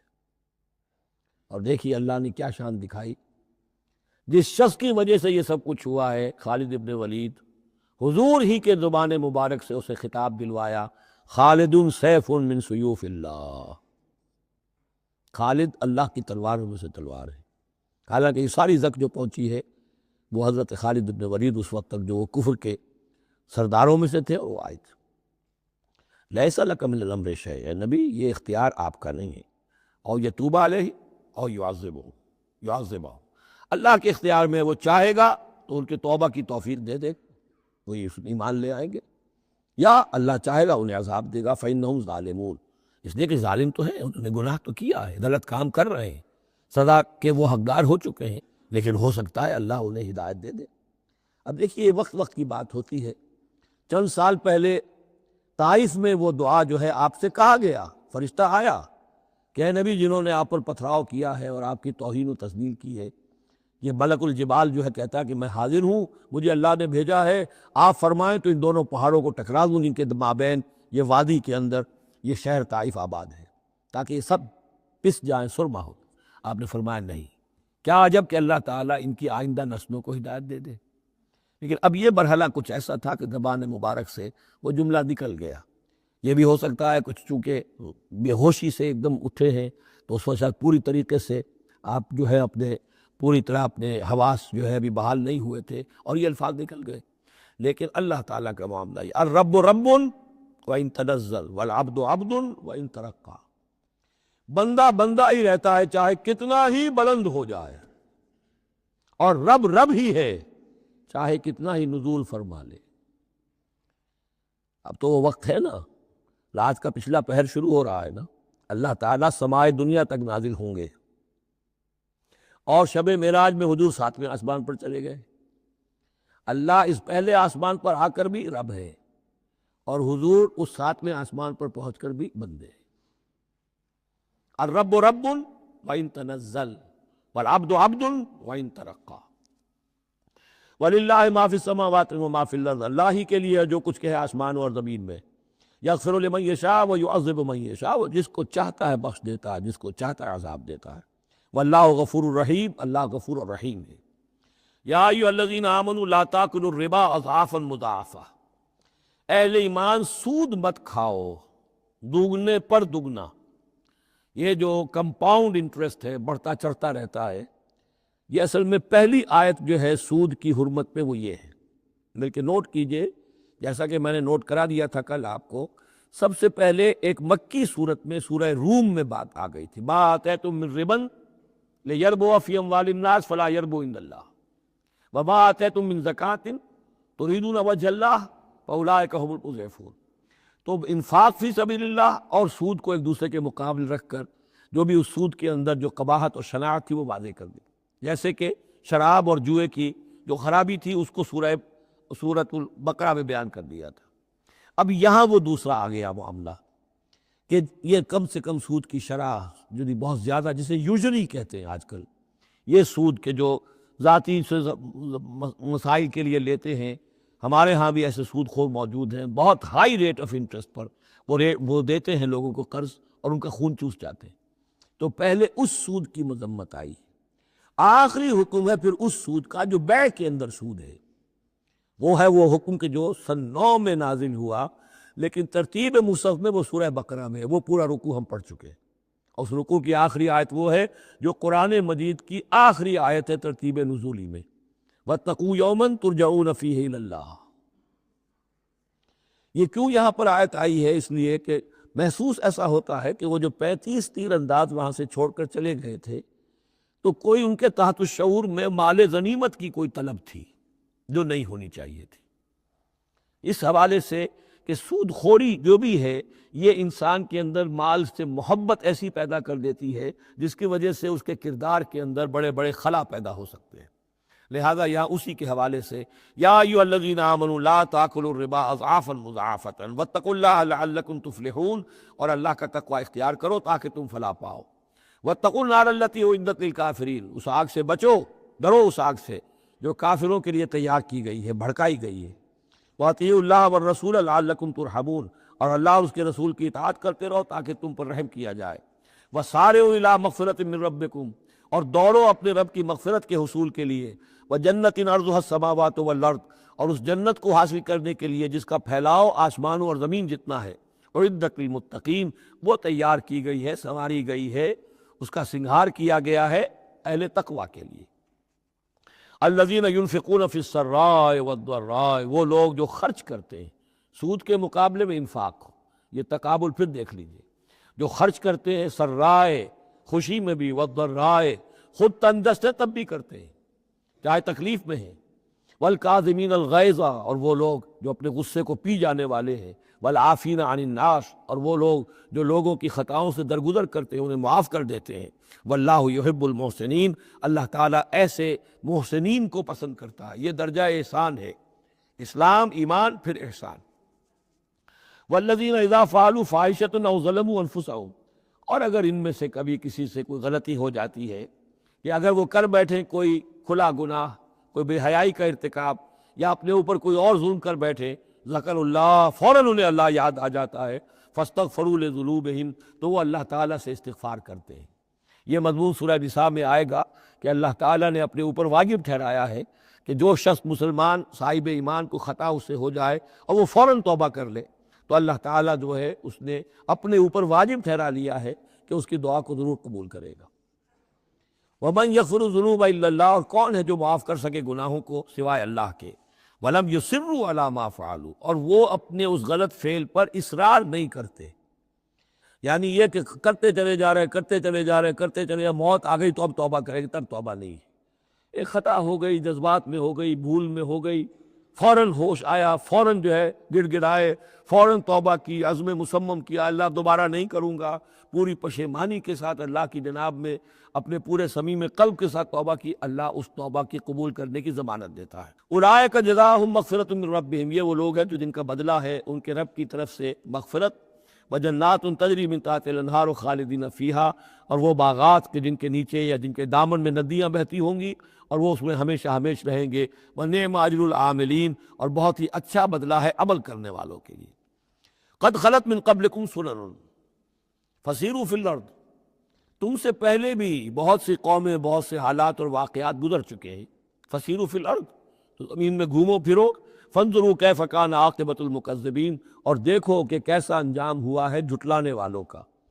جب ان کے قریش کے قافلے جاتے تھے وہ شام کی طرف، تو راستے میں تو جو قوم سمود کا مسکن بھی آتا تھا، وہ بستیاں بھی آتی تھیں جن میں کبھی حضرت لوط نے تبلیغ کی تھی، ان کے جو خنزرات تھے، تو یاد کرو کہ ان کے ساتھ کیا کچھ ہوا ہے۔ ھذا بیان للناس وہدی وموعظۃ للمتقین، یہ بیان ہے لوگوں کے لیے، وضاحت ہے لوگوں کے لیے، اور ہدایت ہے اور نصیحت ہے متقین کے حق میں۔ ولا تہنوا ولا تحزنوا، یہ آج بڑی اہم ہے، اور نہ کمزور پڑو اور نہ غم کھاؤ۔ وانتم الاعلون ان کنتم مؤمنین، ہمارا پختہ وعدہ تمہارے ساتھ یہ ہے کہ تم ہی سربلند ہوگے، آخری فتح تمہاری ہوگی، تم ہی سب سے اونچے ہوگے، بشرطے کہ تم مومن ہوئے۔ اور اس آیت کا میں حوالہ دیا کرتا ہوں، آج دنیا میں ہم ذلیل ہیں، اعلیٰ تو نہیں ہے، بلند تو نہیں ہے، نتیجہ کیا نکلتا ہے؟ ایمان نہیں ہے ہمارے اندر، ایک عقیدہ ہے، موروثی عقیدہ ہے، ایمان، یقین والا ایمان، burning faith, living faith, conviction, وہ کہاں ہے؟ یا پھر قرآن اللہ کا کہنا جھوٹ ہے، انتم الاعلون ان کنتم مؤمنین، ہو نہیں سکتا کہ امت کے اندر ایمان موجود ہو اور پھر وہ دنیا میں ذلیل و خوار ہو۔ ان یمسسکم قرح فقد مس القوم قرح مثلہ، اب ظاہر بات ہے کہ اتنی بڑی جو ایک چوٹ پہنچی تھی، 70 صحابہ شہید ہو گئے، اس میں حضرت حمزہ بھی ہے، مصعب بن عمیر بھی ہے، انصار کا کوئی گھرانہ نہیں تھا۔ واپس جب آئے ہیں حضور صلی اللہ علیہ وسلم اور مسلمان، تو ہر گھر میں کوہرام مچا ہوا، اس وقت تک میت پر بین کرنے کی بھی ممانعت نہیں ہوئی تھی، تو عورتیں جو ہیں وہ مرثیے کہہ رہی تھیں، بین کر رہی تھیں، ماتم کر رہی تھیں۔ اس حال میں خود حضور صلی اللہ علیہ وسلم کی زبان مبارک سے الفاظ نکل گئے، اما حمزہ تو فلا بواکی لہو، ہائے حمزہ کے لیے تو کوئی رونے والی بھی نہیں، کیونکہ حمزہ کی کون یہاں خواتین ہیں رشتہ دار؟ حمزہ تو مہاجر تھے۔ انصار کے گھرانے میں جو خواتین ہیں وہ تو اپنے اپنے مردوں کی، اپنے اپنے شہیدوں کی، مقتولوں کی جو ہے وہ کر رہی ہے، بیان کر رہی ہیں۔ اس پر پھر انصار نے جا کر اپنے گھروں سے خواتین کو حضرت صفیہ کے گھر بھیجا، حضرت حمزہ کی ہمشیرہ، کہ وہاں جا کر تعزیت کرو۔ تو بہرحال دکھ تو محمد کو بھی پہنچا ہے صلی اللہ علیہ وسلم، آخر یہ حساس دل تھا آپ کا، پتھر کا کوئی ٹکڑا تو نہیں تھا سینے کے اندر، جو بھی زخم پہنچی ہے۔ یا اللہ تعالیٰ اہل ایمان کی دلجوئی کے لیے کہہ رہا ہے کہ اتنے غمگین نہ ہو، اتنے ملول نہ ہو، اتنے دل گرفتہ نہ ہو۔ ان یمسسکم قرح، اگر تمہیں کوئی چرکا لگا ہے اب، فقد مس القوم قرح مثلہ، تو تمہارے دشمن کو اس جیسا ہی چرکا لگ چکا ہے کہ نہیں؟ 1 سال پہلے ان کے 70 مارے گئے تھے کہ نہیں؟ وَتِلْكَ الْأَيَّامُ نُدَاوِلُهَا بَيْنَ النَّاسِ، اور یہ تو دن ہے جن کو ہم لوگوں میں الٹ پھیر کرتے رہتے ہیں، اونچ نیچ، ایک سی کیفیت ہم نہیں رکھتے۔ وَلِيَعْلَمَ اللَّهُ الَّذِينَ آمَنُوا، اور یہ اس لیے ہوتا ہے کہ اللہ دیکھ لے کہ کون حقیقتاً مومن ہے، اس لیے کہ امتحان نہ آئے، آزمائش نہ آئے، تکلیف نہ آئے، قربانی نہ دینی پڑے، کوئی زک نہ پہنچے، تو سبھی مومن ہے۔ پھر تو پتہ چلتا ہے کہ کون ثابت قدم رہا، کس نے اپنا سب کچھ لگا دیا، کس نے صبر کیا۔ تو اللہ تعالیٰ جاننا چاہتا ہے، دیکھنا چاہتا ہے۔ وَلِيَعْلَمَ اللَّهُ الَّذِينَ آمَنُوا وَيَتَّخِذَ مِنكُمْ شُهَدَاءَ، اللہ چاہتا ہے تم میں سے کچھ کو مقام شہادت عطا کرے، اپنی گواہی کے لیے قبول کر لے انہیں۔ وَاللَّهُ لَا يُحِبُّ الظَّالِمِينَ، اللہ ظالموں کو پسند نہیں کرتا۔ اگر تمہیں تکلیف پہنچی اس کا یہ مطلب نہیں ہے کہ اللہ تعالیٰ نے کفار کی مدد کی ہے، کفار کو پسند کیا، معاذ اللہ۔ وَلِيُمَحِّصَ اللَّهُ الَّذِينَ آمَنُوا وَيَمْحَقَ الْكَافِرِينَ، اور یہ اس لیے ہوا ہے کہ اللہ تعالیٰ اہل ایمان کو بالکل پاک کر دے۔ یعنی تمہارے ہاں اب خاص طور پر جو انصار مدینہ ہیں، جو ابھی ایمان لائے ہیں، ان میں کچھ کچے بھی ہیں، پکے بھی ہیں۔ اللہ چاہتا ہے کہ وہ پوری طریقے سے پک بھی جائیں، اور اگر کوئی کچا ہی رہنا ہے تو وہ کٹ بھی جائے، تاکہ جماعت کی بحثیت مجبوری جو ہے اس کی قوت کو ضعف نہ پہنچے۔ تو پاک کر لینا، تمحیص، بحث و تمحیص میں یہ لفظ ہم استعمال کرتے ہیں۔ بحث کہتے ہیں کھریدنے کو، جیسے جانور جو ہے، کوا جو ہے زمین کو کھرے گا، پھر جو اسے نظر آئے گا کوئی دانہ ہے یا کوئی کنکر ہے تو علیحدہ کرے گا، اور دانے کو کھائے گا، کنکر کو چھوڑ دے گا۔ تو بحث ہے کھریدنا، اور تمحیص ہے جدا کر دینا۔ جو اس کے لیے ایٹیبل ہے، جس کو کھانے کا اس کے لیے ہے صحیح، اس کو لے لے گا۔ تو اللہ تعالیٰ بھی تمہارے اندر جو گڑمٹ ہو گئے ہیں، کچھ مومن صادق بھی ہے، کچھ منافق بھی ہے، کچھ پختہ ایمان والے بھی ہیں، کچھ کمزور ایمان والے بھی ہیں، تو یہ تمحیص کی ہے اللہ نے، دکھا دیا یہ 300 اور یہ عبداللہ ابن ابی یہ منافق ہیں، تمہیں نظر آ گیا نہیں؟ ورنہ کیسے نظر میں آتا؟ وَلِيُمَحِّصَ اللَّهُ الَّذِينَ آمَنُوا، تاکہ اللہ تعالیٰ اہل ایمان کو بالکل خالص کر دے، وَيَمْحَقَ الْكَافِرِينَ، اور کافروں کو مٹا دے۔ ام حسبتم ان تدخلوا الجنہ، اب یہ آیت تقریباً وہی ہے وہ جو اس سے پہلے ہم پڑھ چکے ہیں، نوٹ کر لیجئے، وہاں وہ آیت نمبر 142 تھی، 214، اور یہاں 142 ہے، ڈیجٹس وہی ہیں، آگے پیچھے ان کی ترتیب بدلی ہوئی ہے، اور جمع کریں گے تو 7 کا حصہ بنے گا۔ آیت نمبر 214 تھی، ام حسبتم ان تدخلوا الجنہ ولما یاتکم مثل الذین خلوا من قبلکم مستهم الباساء والضراء وزلزلوا حتى يقول الرسول والذین آمنوا معه متى نصر اللہ الا ان نصر اللہ قریب۔ وہی ہے آیت اب یہ، ام حسبتم ان تدخلوا الجنہ، کیا تم نے سمجھا تھا کہ جنت میں داخل ہو جاؤ گے؟ وَلَمَّا يَعْلَمِ اللَّهُ الَّذِينَ جَاهَدُوا مِنكُمْ، ابھی تو اللہ نے دیکھا ہی نہیں ہے تم میں سے کون واقعتاً جہاد کرنے والے ہیں، ابھی تو امتحان ہے، ابھی اس کے امتحان اور بھی ہیں، ابھی تو تمہارے لیے بڑی سے بڑی منزلیں، کڑی سے کڑی منزلیں آنے والی ہیں۔ وَلَمَّا يَعْلَمِ اللَّهُ الَّذِينَ جَاهَدُوا مِنكُمْ وَيَعْلَمَ الصَّابِرِينَ، اور ابھی تو اللہ تعالیٰ نے دیکھا ہی نہیں ہے کہ کون ہے تمہارے اندر جو واقعتاً اللہ کی راہ میں صبر اور استقامت کا ثبوت دیتے ہیں۔ وَلَقَدْ كُنْتُمْ تَمَنَّوْنَ الْمَوْتَ مِنْ قَبْلِ أَنْ تَلْقَوْهُ، اور تمہارا حال یہ ہے کہ تم موت کی تمنا کرتے تھے اس سے پہلے کہ وہ ان سے ملاقات ہوئی۔ یہ وہ جو نئے لوگ ایمان لائے تھے اور نوجوان تھے، ان کا تھا ہمیں تو شہادت چاہیے اور ہم تو کھلے میدان میں جائیں گے، یہ اب ان کے اوپر تھوڑا سا تبصرہ ہو رہا ہے کہ اس وقت تو شہادت کا بڑا ذوق و شوق جو ہے اور جوش جہاد اور ذوق شہادت کا اظہار ہو رہا تھا، اب تم نے موت دیکھ لی ہے نا، تو یہ ہے موت، اتنی اچھی چیز نہیں ہے موت، اتنی آسانی سے انسان اسے قبول نہیں کرتا۔ وَلَقَدْ كُنْتُمْ تَمَنَّوْنَ الْمَوْتَ مِنْ قَبْلِ أَنْ تَلْقَوْهُ، تم تمنائیں کرتے تھے موت کی، شہادت کی، اس سے پہلے کہ اس سے ملاقات ہوتی. فَقَدْ رَأَيْتُمُوهُ وَأَنْتُمْ تَنْظُرُونَ، تو اب تم نے اسے دیکھ لیا ہے اپنی آنکھوں سے، نگاہوں سے موت دکھ رہی ہے. وَمَا مُحَمَّدٌ إِلَّا رَسُولٌ. اسی میں ایک دفعہ یہ بھی ہو گیا تھا کہ کچھ لوگوں نے یہ کہا کہ جب محمد کا انتقال ہو گیا تو اب کس لیے جنگ کرنی ہے. حضرت عمر بھی ہیں ان میں سے.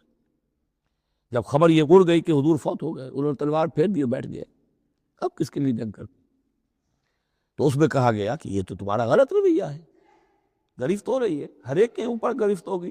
پہلی گرفت محمد پر ہو گئی صلی اللہ علیہ وسلم، لیس لک من الامر شیء. تو حضرت عمر بہرحال حضور کے مقابلے میں تو کوئی حیثیت نہیں، ان پر بھی گرفت ہو رہی. وما محمد الا رسول، اور محمد کچھ نہیں ہے اس کے سوا کہ وہ اللہ کے رسول ہے، وہ معبود تو نہیں ہے. تم ان کے لیے تو جہاد نہیں کر رہے، تم جہاد اللہ کے لیے کر رہے ہو.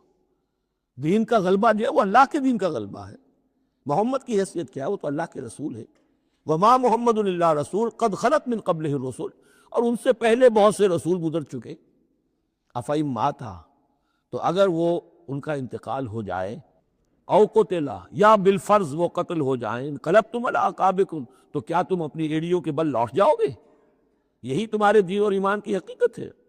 وَمَن يَنْقَلِبْ عَلَىٰ عَقِبَيْهِ فَلَن يَضُرَّ اللَّهَ شَيْئًا، اور جو کوئی بھی اپنی ایڑیوں کے بل لوٹ جائے گا وہ اللہ کو کوئی نقصان نہیں پہنچائے گا. وَسَيَجْزِي اللَّهُ الشَّاكِرِينَ، ہاں اللہ بدلہ دے گا شکر کرنے والوں کو. حضرت عمر چونکہ جذباتی انسان تھے، اس میں کوئی شک نہیں، تقریباً یہی کیفیت حضور کے انتقال پر پھر ہو گئی تھی ان کی.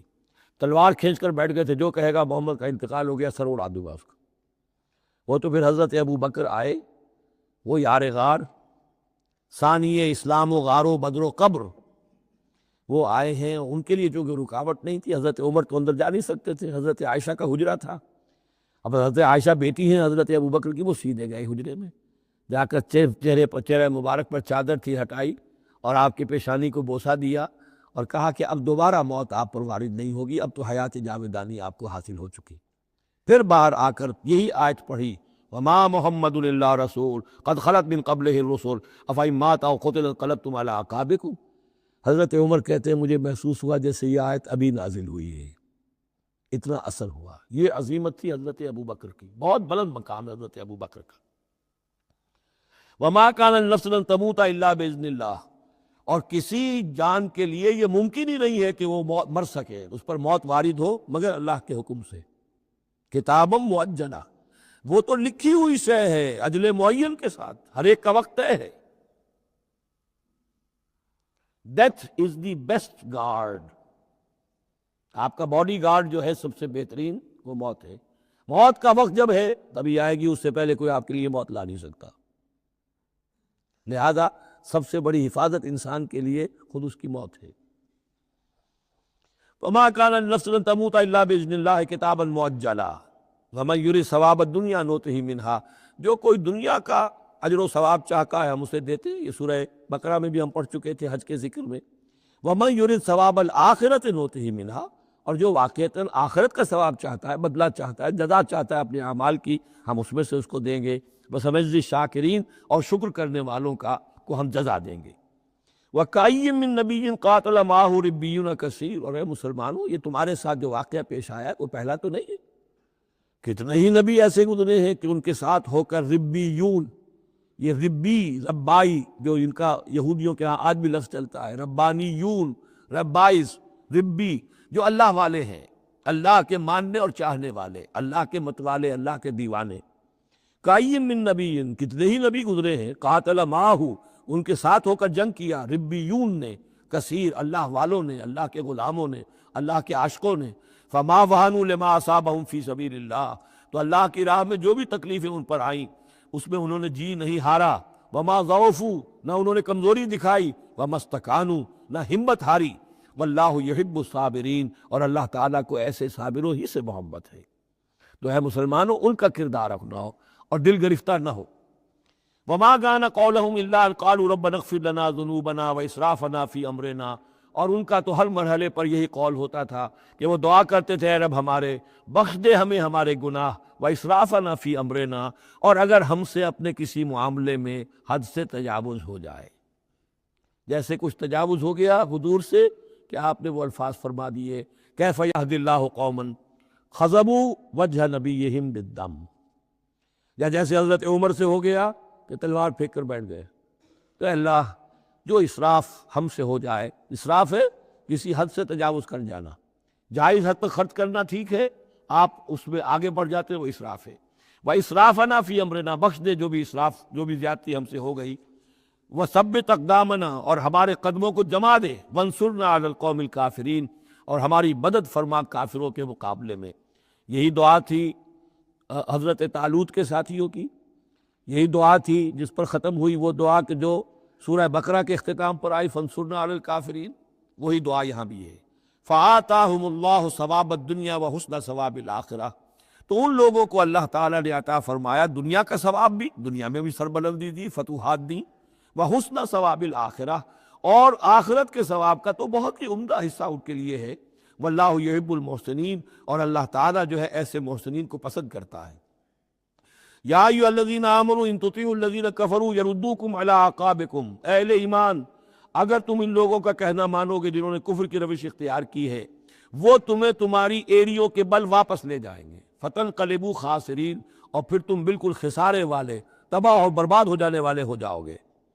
بل اللہ مولاکم، تمہیں تو یہ سمجھنا چاہیے تمہارا مولا، مددگار، پشت پناہ، ساتھی، حمایتی اللہ ہے. وہو خیر الناصرین، اور وہی ہے کہ جو سب سے بڑھ کر مدد کرنے والا، سب سے اچھا مددگار ہے. سنلقی فی قلوب الذین کفروا الرعب، ہم ان قریب کافروں کے دلوں میں روٹ ڈال دیں گے. بما اشرکوا باللہ، اس سبب سے کہ انہوں نے شرک کیا اللہ کے ساتھ. ما لم ینزل بہ سلطانہ، اور ایسی چیزوں کو شریک ٹھہرایا، ایسی ہستیوں کو یا چیزوں کو جس کے لیے اللہ تعالیٰ نے کوئی سند نہیں اتاری. ومأواہم النار وبئس مثوی الظالمین، اور اللہ ان کا ٹھکانہ جو ہے وہ جہنم ہے، اور بہت ہی برا ٹھکانہ ہے ظالموں کے لیے. یہ اصل میں اس آیت میں توجیہ ہو رہی ہے کہ وہ کیوں چلے گئے، جبکہ اس درجے ان کو یعنی کھلی فتح حاصل ہو چکی تھی، مسلمانوں کو ہزیمت ہو گئی. حضور اور صحابہ جو ہے انہوں نے پناہ لے لی ہے پہاڑ کے اوپر جا کر. خالد بن ولید کہہ بھی رہے ہیں کہ اس معاملے کو اب ختم کرنا چاہیے، روز روز کا ٹنٹا جو ہے وہ اب نہ رہے. لیکن ابو سفیان کے اندر دل میں کوئی ایسا رعب اللہ نے اس وقت ڈال دیا کہ وہاں سے وہ چلے گئے. ورنہ یہ کہ واقعتاً اس وقت صورتحال جو ہے مسلمانوں کے لیے بہت مخدوش ہو چکی تھی. بارک اللہ لی ولکم فی القرآن العظیم ونفعنی وإیاکم بالآیات. وَلَقَدْ صَدَقَكُمُ اللَّهُ وَعْدَهُ إِذْ تَحُسُّونَهُم بِإِذْنِهِ حَتَّى إِذَا فَشِلْتُمْ وَتَنَازَعْتُمْ فِي الْأَمْرِ وَعَصَيْتُمْ مِنْ بَعْدِ مَا أَرَاكُمْ مَا تُحِبُّونَ مِنْكُمْ مَنْ يُرِيدُ الدُّنْيَا وَمِنْكُمْ مَنْ يُرِيدُ الْآخِرَةَ ثُمَّ صَرَفَكُمْ عَنْهُمْ لِيَبْتَلِيَكُمْ وَلَقَدْ عَفَا عَنْكُمْ وَاللَّهُ ذُو فَضْلٍ عَلَى الْمُؤْمِنِينَ. صدق اللہ العظیم. پچھلی نشست میں ایک بات نامکمل رہ گئی تھی. حضور کے انتقال کے موقع پر میں نے جیسا کہ آپ کو بتایا کہ پھر حضرت ابو بکر جب تشریف لائے انہوں نے پھر خطبہ دیا. اس میں یہ آیت بھی پڑھی وما محمد الا رسول قد خلت من قبلہ الرسل افإن مات أو قتل انقلبتم على أعقابكم ومن ينقلب على عقبيه فلن يضر الله شيئا. لیکن اس کے ساتھ ہی پھر جو الفاظ انہوں نے خود فرمایا اپنی طرف سے وہ بہت ہی بڑے اہم الفاظ ہیں، اور بڑی جو سمجھیے کہ ہمت اور جرت کا مظہر ہے. من کان یعبد محمدا فإن محمدا قد مات. جو کوئی بھی بندگی کرتا تھا، پوجتا تھا محمد کی، وہ سن لے کہ محمد کا انتقال ہو گیا صلی اللہ علیہ وسلم. ومن کان یعبد اللہ فإن اللہ حی لا یموت. اور جو کوئی اللہ کی بندگی کرتا تھا، اللہ کو پوجتا تھا، وہ جان رکھے کہ اللہ تعالیٰ زندہ ہے، اس پر موت وارد نہیں ہوگی. اب ہم آگے چل رہے ہیں. وَلَقَدْ صَدَقَكُمُ اللَّهُ وَعْدَهُ. اب یہ جو عارضی شکست ہو گئی تھی اور مسلمانوں کو زخم پہنچی جس سے ان کے دل زخمی تھے، اس کے ضمن میں اب یہ بہت ہی قول فیصل کے انداز میں یہ آیت آئی ہے. وَلَقَدْ صَدَقَكُمُ اللَّهُ وَعْدَهُ. دیکھو مسلمانوں، تم ہم سے کوئی شکایت نہیں کر سکتے، اللہ نے تم سے اپنا وعدہ پورا کر دیا تھا. استحسونہم بإذنہ، جبکہ تم انہیں قتل کر رہے تھے اللہ کے حکم سے، تہتے کر رہے تھے، فتح ہو گئی تھی، ہمارا وعدہ پورا تھا. حتیٰ اذا فشلتم وتنازعتم فی الامر وعصیتم من بعد ما اراکم ما تحبون. یہاں تک کہ جب تم ڈھیلے پڑے یہاں ڈھیلے کا ترجمہ کچھ اور بھی کیا گیا ہے، میرے نزدیک تم نے ڈسپلن کو ڈھیلا کیا۔ نظم جو ہے، سم و طاعت، اور سم و طاعت میں ظاہر بات ہے کہ ایک ہی شخص کی اطاعت نہیں ہوتی۔ حضور صلی اللہ علیہ وسلم کی اطاعت بھی فرض تھی، اور حضور نے کسی کو امیر مقرر کیا، اس کی اطاعت بھی فرض تھی۔ آپ نے فرمایا من اطاعنی فقد اطاع اللہ، جس نے میری اطاعت کی اس نے اللہ کی اطاعت کی۔ ومن عصانی فقد عصى اللہ، جس نے میری نافرمانی کی اللہ کی نافرمانی کی۔ ومن اطاع امیری فقد اطاعنی، جس نے میرے مقرر کردہ امیر کی اطاعت کی اس نے میری اطاعت کی۔ ومن عصى امیری فقد عصانی، جس نے میرے نامزد کردہ امیر کی نافرمانی کی اس نے میری نافرمانی کی۔ تو اگرچہ حضور کے قول کی تو انہوں نے تعویل کر لی تھی کہ حضور نے تو ہم سے کہا تھا شکست کی صورت میں کہ اگر ہم سب بھی اللہ کی راہ میں قتل ہو جائیں، تم دیکھو کہ چیلے اور کوے ہمارا گوشت کھا رہے ہیں، تب بھی یہاں سے مت ہٹنا۔ تو ایک تعویل ہو گئی تھی۔ انہوں نے جان بوجھ کر حضور کے حکم کی خلاف ورزی نہیں کی، لیکن خلاف ورزی کی ہے جو لوکل کمانڈر تھے ان کے حکم کی۔ ومن عصى امیری فقد عصانی، یہ ہے اصل معاملہ اجتماعی زندگی کا۔ جب تک ڈسپلن جماعت نہ ہو، سم و طاعت جو ہے کسا ہوا نہ ہو، نظم جو ہے پورا نہ ہو، اور وہ درجہ بدرجہ ہوگا۔ فوج کا ایک سپہ سالار ہے، لیکن پوری فوج میں پھر کوئی داہنا بازو ہے، میسرہ ہے، میمنہ ہے، قلب ہے، پیچھے ہے، ہراول دستہ ہے، ہر ایک کا ایک کمانڈر ہے۔ اب وہاں پر یہ کہ اگر ان کے جو بھی احکام ہیں ان سے سرتابی ہوگی تو وہ فوج جو ہے پھر جو اس کا انجام ہوگا وہ آپ کو معلوم ہے۔ تو نظم تو ہے ایک جماعت کے اندر درجہ بدرجہ جو بھی نظام سم و طاعت ہے اس کے پورے کی پابندی کرنا۔ حتیٰ اذا فشلتم، جب تم ڈھیلے پڑ گئے، وتنازعتم فی الامر، اور امر میں تم نے جھگڑا کیا، وعصیتم من بعد ما اراکم ما تحبون، اور تم نے نافرمانی کی اس کے بعد کہ تم نے وہ چیز دیکھ لی جو تمہیں محبوب ہے۔ میری تعویل اس آیت کے بارے میں یہ ہے، اور بعض علماء نے تو خیر اس کو بہت پسند کیا ہے، بعض نے جو صحابہ کرام سے اتنا قلبی لگاؤ نہیں رکھتے انہوں نے کہا یہ خام خواہ کو صحابہ کی وکالت کرتے ہیں۔ میرا یہاں پہ موقف یہ ہے کہ بعد ما اراکم ما تحبون سے مراد مال غنیمت نہیں ہے، اس لیے کہ مال غنیمت کی تقسیم کا قاعدہ جو ہے غزوہ بدر کے بعد ہو چکا تھا، چاہے کوئی شخص کچھ جمع کرے نہ کرے برابر کا حصہ اسے ملے گا۔ یہاں من بعد ما اراکم ما تحبون سے مراد فتح ہے، اور اس کے لیے قرآن یفصل بعضہ بعضا، سورہ صف کی وہ آیت وَأُخْرَىٰ تُحِبُّونَهَا نَصْرٌ مِّنَ اللَّهِ وَفَتْحٌ قَرِیب، گویا کہ یہاں بندہ مومن کو دنیاوی کامیابی کو بھی اپنا مقصود نہیں بنانا ہے۔ کامیابی کسے پسند نہیں ہے؟ مقصود نہیں، مقصود ہے اللہ کی رضا جوئی اور اپنا فرض ادا کرنا، مقصود یہ رہے۔ باقی کامیابی ہو ناکامی ہو جو کچھ بھی ہو اللہ کی مرضی ہے، اللہ کی حکمت ہے، اللہ کب فتح لانا چاہتا ہے وہ بہتر جانتا ہے۔ تو یہاں من بعد ما اراکم ما تحبون اکثر نے یہ سمجھا ہے کہ اس سے مراد ہے مال غنیمت کی طلب میں وہ وہاں پہرا چھوڑ کر چلے گئے۔ میرے نزدیک یہ بات صحیح نہیں ہے، یہاں پر ما تحبون سے مراد فتح ہے۔ وَلَقَدْ صَدَقَكُمُ اللَّهُ وَعْدَهُ إِذْ تَحُسُّونَهُم بِإِذْنِهِ حَتَّىٰ إِذَا فَشِلْتُمْ وَتَنَازَعْتُمْ فِي الْأَمْرِ وَعَصَيْتُم مِّن بَعْدِ مَا أَرَاكُم مَّا تُحِبُّونَ مِنكُم مَّن يُرِيدُ الدُّنْيَا، تم میں سے وہ بھی ہیں جو دنیا چاہتے ہیں، دنیا میں کامیابی ہو جائے، ہمارا بول بانا ہو جائے، حکومت ہماری قائم ہو جائے۔ مِنكُم مَّن يُرِيدُ الدُّنْيَا وَمِنكُم مَّن يُرِيدُ الْآخِرَةَ، تم میں وہ بھی ہیں جو صرف آخرت کے طالب ہیں۔ ثم صرفکم عنہم، تو گویا کہ تم ہم سے شکایت نہیں کر سکتے، کوئی شکوہ نہیں کر سکتے، لیکن جب تم نے یہ کام کیا حتی اذا فشلتم وتنازعتم فی الامر وعصیتم من بعد ما اراکم ما تحبون، اس کے بعد فرمایا ثم صرفکم عنہم لیبتلیکم، پھر اللہ نے تمہارا رخ پھیر دیا ان کی طرف سے۔ پہلے تو یہ تھا کہ وہ بھاگ رہے تھے اور تم ان کے پیچھے ان کا تعاقب کر رہے تھے، اب وہ الٹا معاملہ ہو گیا کہ اب تم پیچھے اپنی جان بچانے کے لیے ادھر ادھر جا رہے ہو۔ لیبتلیکم، تاکہ تمہیں اور ابتلا میں مبتلا کرے، امتحان اور لے تمہارا۔ وَلَقَدْ عَفَا عَنْكُمْ، لیکن ساتھ ہی معافی نامہ بھی ہے، اللہ تمہیں معاف کر چکا ہے۔ جو بھی خطا ہو گئی ہے، جو بھی غلطی ہو گئی ہے، کسی سے ہوئی ہے، اللہ نے معاف فرمایا۔ وَاللَّهُ ذُو فَضْلٍ عَلَى الْمُؤْمِنِينَ، اور اللہ تعالیٰ اہل ایمان کے حق میں بہت فضل والا ہے۔ اِذْ تُصْعِدُونَ وَلَا تَلْوُونَ عَلَىٰ أَحَدٍ، جبکہ تم چڑھے جا رہے تھے پہاڑ پر، کوہ احد پر جان بچانے کے لیے، ولا تلوون علی احد، اور پھر کسی کی طرف مڑ کر نہیں دیکھ رہے تھے، والرسول یدعوکم فی اخراکم، اور رسول صلی اللہ علیہ وسلم پکار رہے تھے تمہیں تمہارے پیچھے سے۔ بھگدڑ جب مچ جاتی ہے تو صورت یہ ہو جاتی ہے۔ حضور کے گرد تو آ گیا تھا، نرغہ کر لیا گیا تھا، اور یہ کہ بعض صحابہ نے اپنے جسموں کو ڈھال کا کام، یعنی ڈھال کے طور پر استعمال کیا ہے، تب حضور صلی اللہ علیہ وسلم کو وہ بچانے میں کامیاب ہوئے ہیں۔ ویسے تو بچانے والا اللہ ہے، لیکن جو وسائل دنیاوی ہیں اس کے اعتبار سے۔ فَأَصَابَكُمْ غَمًّا بِغَمٍّ لِكَيْ لَا تَحْزَنُوا عَلَىٰ مَا فَاتَكُمْ، پھر اللہ ان پر غم کے بعد غم مسلسل ڈالتا رہا تاکہ تم غمگین نہ ہوا کرو اس پر کہ جو تم سے تمہارے ہاتھ سے جاتا رہے، وَلَا مَا أَصَابَكُمْ، اور نہ اس تکلیف پر جو تم پر پڑے۔ یعنی رنج سے خوگر ہوا انسان تو مٹ جاتا ہے رنج۔ آدمی کو اگر کبھی اتفاقاً ہی کوئی رنج ہوتا ہو ایک، تو وہ رنج کا اثر بہت رہے گا، لیکن جب یہ ہے کہ پے بپے رنج آ رہے ہو، اور سب سے بڑا رنج جو آیا وہ حضور کے انتقال کی خبر جب اڑ گئی، تو اپنے تن بدن کا تو ہوش ہی نہیں رہا کہ کسی کو کیا زخم لگا ہوا ہے، اور خود اس کا کوئی بازو کٹا ہوا ہے۔ اس طریقے سے اللہ تعالیٰ نے ان کے جو اس وقت کی کیفیت تھی اس میں ایک تخفیف پیدا کر دی۔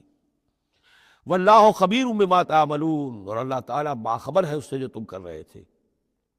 ثم انزل علیکم من بعد الغم امنۃ، پھر اس غم کے بعد اللہ تعالیٰ نے تم پر ایک اونگ، نیند سی طاری کر دی، نعاسن، امنۃ نعاسن، یغشا طائفۃ منکم، کہ جو تم میں سے ایک گروہ کے اوپر جو ہے وہ طاری ہو گئی۔ اور یہ نیند جو آتی ہے یہ اطمینان قلب کا مظہر ہوتی ہے، کہ جیسے اب سب کچھ انسان نے بھلا دیا، اور یہ کہ ایک اس کی کیفیت جو ہے ہو گئی ہے، تو یہ اللہ کی رحمت کے طور پر ہوا۔ وَطَائِفَةٌ قَدْ أَهَمَّتْهُمْ أَنفُسُهُمْ يَظُنُّونَ بِاللَّهِ غَيْرَ الْحَقِّ، البتہ ایک گروہ ایسا تھا کہ جنہیں اپنی جانوں کی پڑی ہوئی تھی، اور وہ اللہ کے بارے میں ناحق گمان کر رہا تھا، ظن الجاہلیہ، جہالت والے گمان کر رہا تھا۔ یعنی اگر کوئی بچے کھچے منافقین بھی رہ گئے تھے عبداللہ ابن ابی کے 3 سے آدمیوں کے جانے کے بعد، اگر کوئی 2-4 ہوں، تو ان کا حال یہ تھا کہ اس وقت انہیں اپنی جانوں کے لالے پڑے ہوئے تھے۔ جب یہ کیفیت ہو تو وہ اونگ کیسے آئے گی؟ تو ان کا تو حال یہ تھا کہ ان کے دل میں وسوسے آ رہے تھے کہ اللہ نے تو مدد کا وعدہ کیا تھا، وہ مدد تو پھر جھوٹی ہو گئی، بات تو اللہ کا جو ہے، اللہ کی بات سچی ثابت نہیں ہوئی۔ ظن جاہلیت ان کے دماغوں میں پیدا ہو رہا تھا۔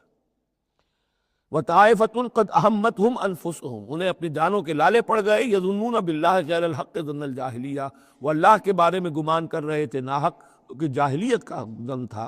يَقُولُونَ هَلْ لَنَا مِنَ الْأَمْرِ مِنْ شَيْءٍ، اور وہ کہہ رہے تھے کہ ہمارے لیے بھی کوئی اختیار میں حصہ ہے یا نہیں۔ ہو سکتا ہے یہ وہ لوگ ہوں جنہوں نے اس وقت بھی مشورہ دیا تھا کہ جیسے حضور کی رائے تھی کہ مدینے کے اندر ہی محصور رہ کر جنگ کی جائے، ہماری بات نہیں مانی گئی تو ہمارا بھی کوئی اختیار ہے کہ نہیں، ساری بات محمد کی چلے گی صلی اللہ علیہ وسلم۔ یہ بھی جماعتی زندگی میں ہوتا ہے، انسان جو ہے پسند نہیں کرتا، ہر شخص چاہتا میری بات بھی ہو، میری بات کو بھی مانا جائے، میری رائے جو ہے وہ بھی چلے۔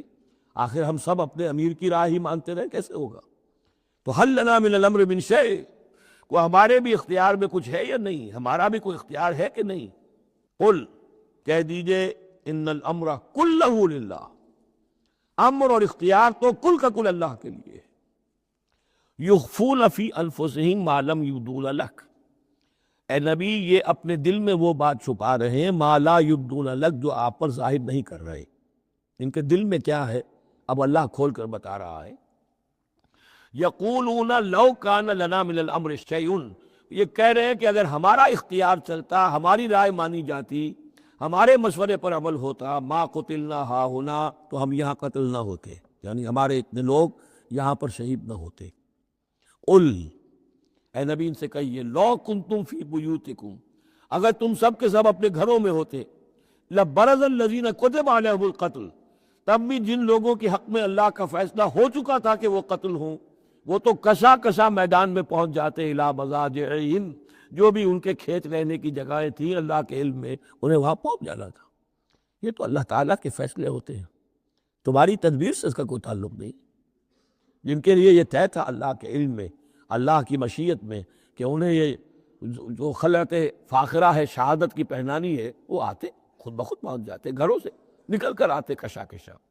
وَلِيَبْتَلِيَ اللَّهُ مَا فِي صُدُورِكُمْ، اور یہ تو اللہ تعالیٰ اصل میں جھان پھٹک کر رہا ہے جو تمہارے دلوں میں ہے، اس کی ابتلا کر رہا ہے، آزما رہا ہے۔ وَلِيُمَحِّصَ مَا فِي قُلُوبِكُمْ، اور تاکہ وہ بالکل پاک اور خالص کر دے جو کچھ تمہارے دلوں میں ہے۔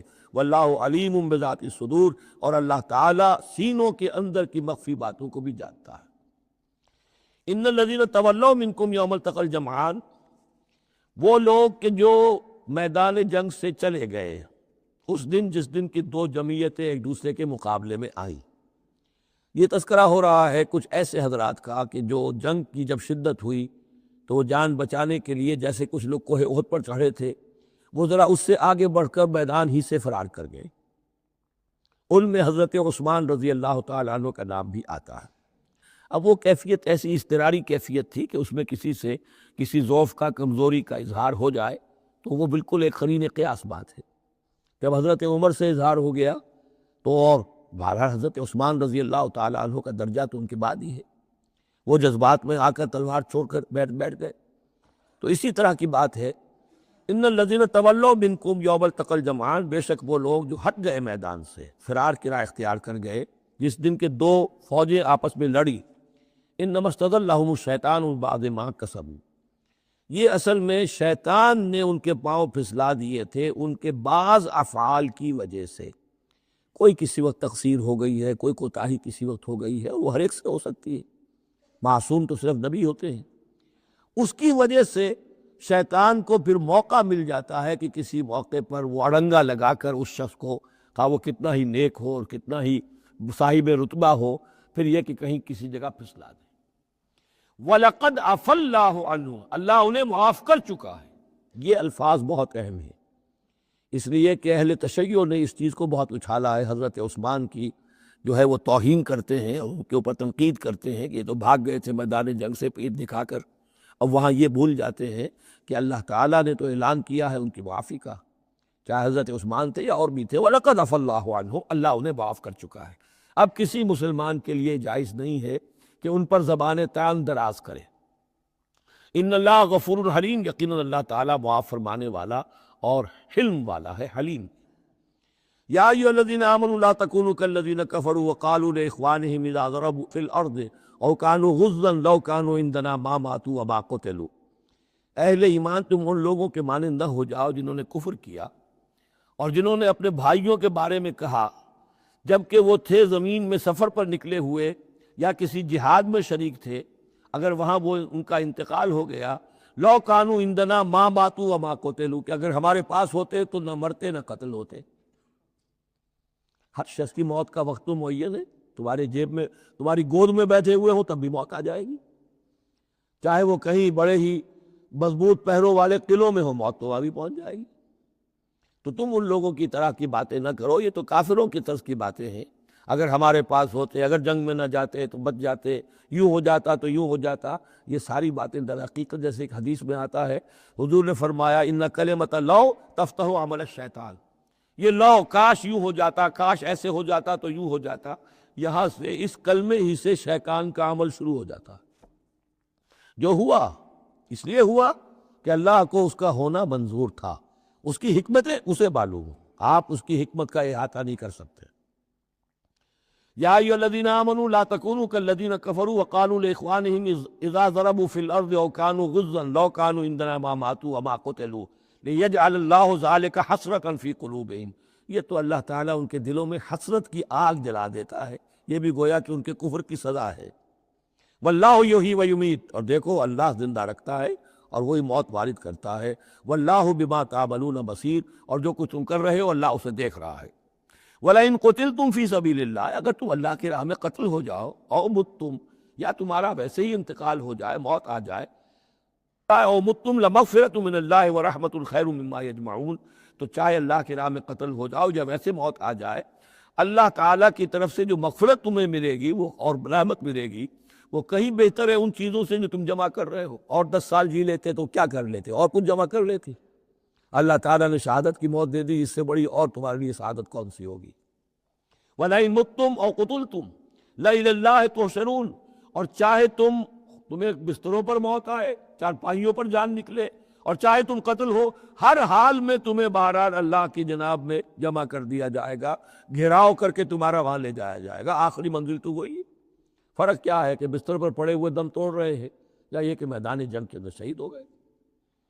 فَبِمَا رَحْمَةٍ مِّنَ اللَّهِ لِنْتَ لَهُمْ، یہ آیت بھی بڑی اہم ہے سورہ مبارکہ کی۔ اجتماعی زندگی، جماعتی زندگی، جو بھی امیر ہو، صاحب امر ہو، جن کے پاس ذمہ داریاں ہوں، ان کے تحت ان کے ساتھی ہیں، آخر وہ انسان ہیں، ان کے بھی جذبات ہیں، ان کے بھی احساسات ہیں، ان کی عزت نفس بھی ہے، ان کے ساتھ نرمی کی جانی چاہیے، سختی نہیں۔ کوئی ملازم ہے، ملازم کے ساتھ آپ سختی کر سکتے ہیں، لیکن یہ تو والنٹیئرس ہے، جو بھی آیا ہے، جو بھی حضور کے ساتھ تھا، کون تھا؟ وہ کوئی تنخواہ یافتہ سپاہی تو نہیں تھا، وہ کوئی مرسنریز تو نہیں تھے۔ یہ لوگ آئے ہیں، ایمان کی وجہ سے آئے ہیں۔ اب بھی کوئی جماعت ہے، دینی جماعت بنی ہے، تو جو بھی لوگ اس پہ کام کر رہے ہیں، تو وہ جو ساتھی ہیں ان کے ساتھ ان کے امراء کو نرم رویہ اختیار کرنا چاہیے۔ فَبِمَا رَحْمَةٍ مِّنَ اللَّهِ لِنْتَ لَهُمْ، تو یہ تو اللہ کی رحمت کی بات ہے۔ اللہ کی رحمت کا مظہر ہے نبی کہ آپ ان کے حق میں بہت نرم ہیں۔ وَلَوْ كُنْتَ فَظًّا غَلِيظَ الْقَلْبِ، اور اگر ہوتے آپ تند خو اور سخت دل، لَانفَضُّوا مِنْ حَوْلِكَ، تو یہ آپ کے ارد گرد سے منتشر ہو جاتے، آپ کو چھوڑ کر چلے جاتے۔ کوئی کارواں سے ٹوٹا، کوئی بدگماں حرم سے، کہ امیر کارواں میں نہیں خوئے دل نوازی۔ فَاعْفُ عَنْهُمْ، اب چونکہ اتنی بڑی غلطی ہوئی تھی، بہت بڑا چرکا لگ گیا تھا مسلمانوں کو، حضور سے کہا جا رہا ہے اپنے ان ساتھیوں کے بارے میں بھی اپنے دل میں میل مت آنے دیجیے۔ غلطی ہو گئی ہے، کوتاہی ہو گئی ہے، اللہ نے معاف کر دیا ہے۔ فَاعْفُ عَنْهُمْ، تو آپ بھی انہیں معاف کر دیں، عام حالات میں بھی معاف کرتے رہا کریں۔ وَاسْتَغْفِرْ لَهُمْ، جو خطا ہو گئی یا ہو جائے اس پر استغفار کیا کریں ان کے لیے۔ وَشَاوِرْهُمْ فِي الْأَمْرِ، اور یہ نہ کریں کہ اب آئندہ ان کی کوئی بات نہیں سننی، نہیں، مشورے میں شامل رکھیے ان کو بھی، اور ان سے مشورہ کرتے رہا کیجیے امر میں۔ اس سے بھی باہمی اعتماد پیدا ہوتا ہے کہ ہمارا امیر ہم سے مشورہ کرتا ہے، ہماری بات کو اہمیت دیتا ہے۔ یہ بھی گویا کہ در حقیقت اجتماعی زندگی کے لیے بہت ہی ضروری بات ہے۔ فَإِذَا عَزَمْتَ، البتہ جب مشورے کے بعد آپ کا دل ٹھک جائے، آپ ایک ارادہ کر لیں، فیصلہ کر لیں، فَتَوَكَّلْ عَلَى اللَّهِ، تو اب کسی شخص کی بات کی پرواہ نہ کیجیے، پھر توکل سارا اللہ کی ذات کے اوپر۔ یعنی حضور نے مشورہ کیا تھا اس وقت، کچھ لوگوں کی رائے وہی تھی جو حضور کی رائے تھی، لیکن کچھ حضرات نے کہا کہ ہم تو کھلے میدان میں، ہم کاہے کو جان بچا کر بیٹھے یہاں پر، ہمیں تو شہادت کی موت چاہیے، شہادت ہے مطلوب و مقصود مومن۔ تو حضور نے ان کی رعایت کی، فیصلہ کر دیا۔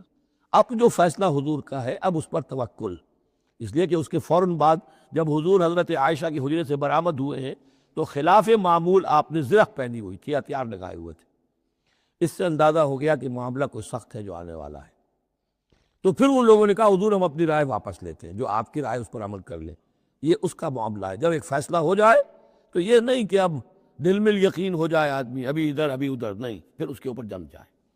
فَإِذَا عَزَمْتَ، جب آپ ایک فیصلہ کر لیں، فَتَوَكَّلْ عَلَى اللَّهِ، تو اللہ پر توکل کیجئے، ان اللہ یحب المتوکلین، یقیناً اللہ تعالیٰ توکل کرنے والوں کو پسند کرتا ہے۔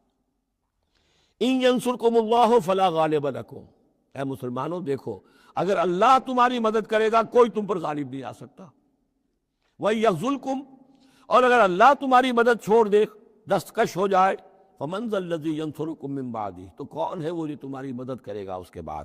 وعلی اللہ فلیتوکل المؤمنون، پس اللہ ہی پر توکل کرنا چاہیے ایمان والوں کو۔ وما کان لنبی ان یغل، اور کسی نبی کی یہ شان نہیں ہے کہ وہ غل کرے۔ اب یہ غل اور غل، یہ دو الفاظ ہیں عربی زبان کے۔ عام طور پر جو غل کا لفظ آتا ہے وہ مال غنیمت میں سے کسی چیز کا چوری کر لینا، اور غل ہے دل میں کینہ ہونا۔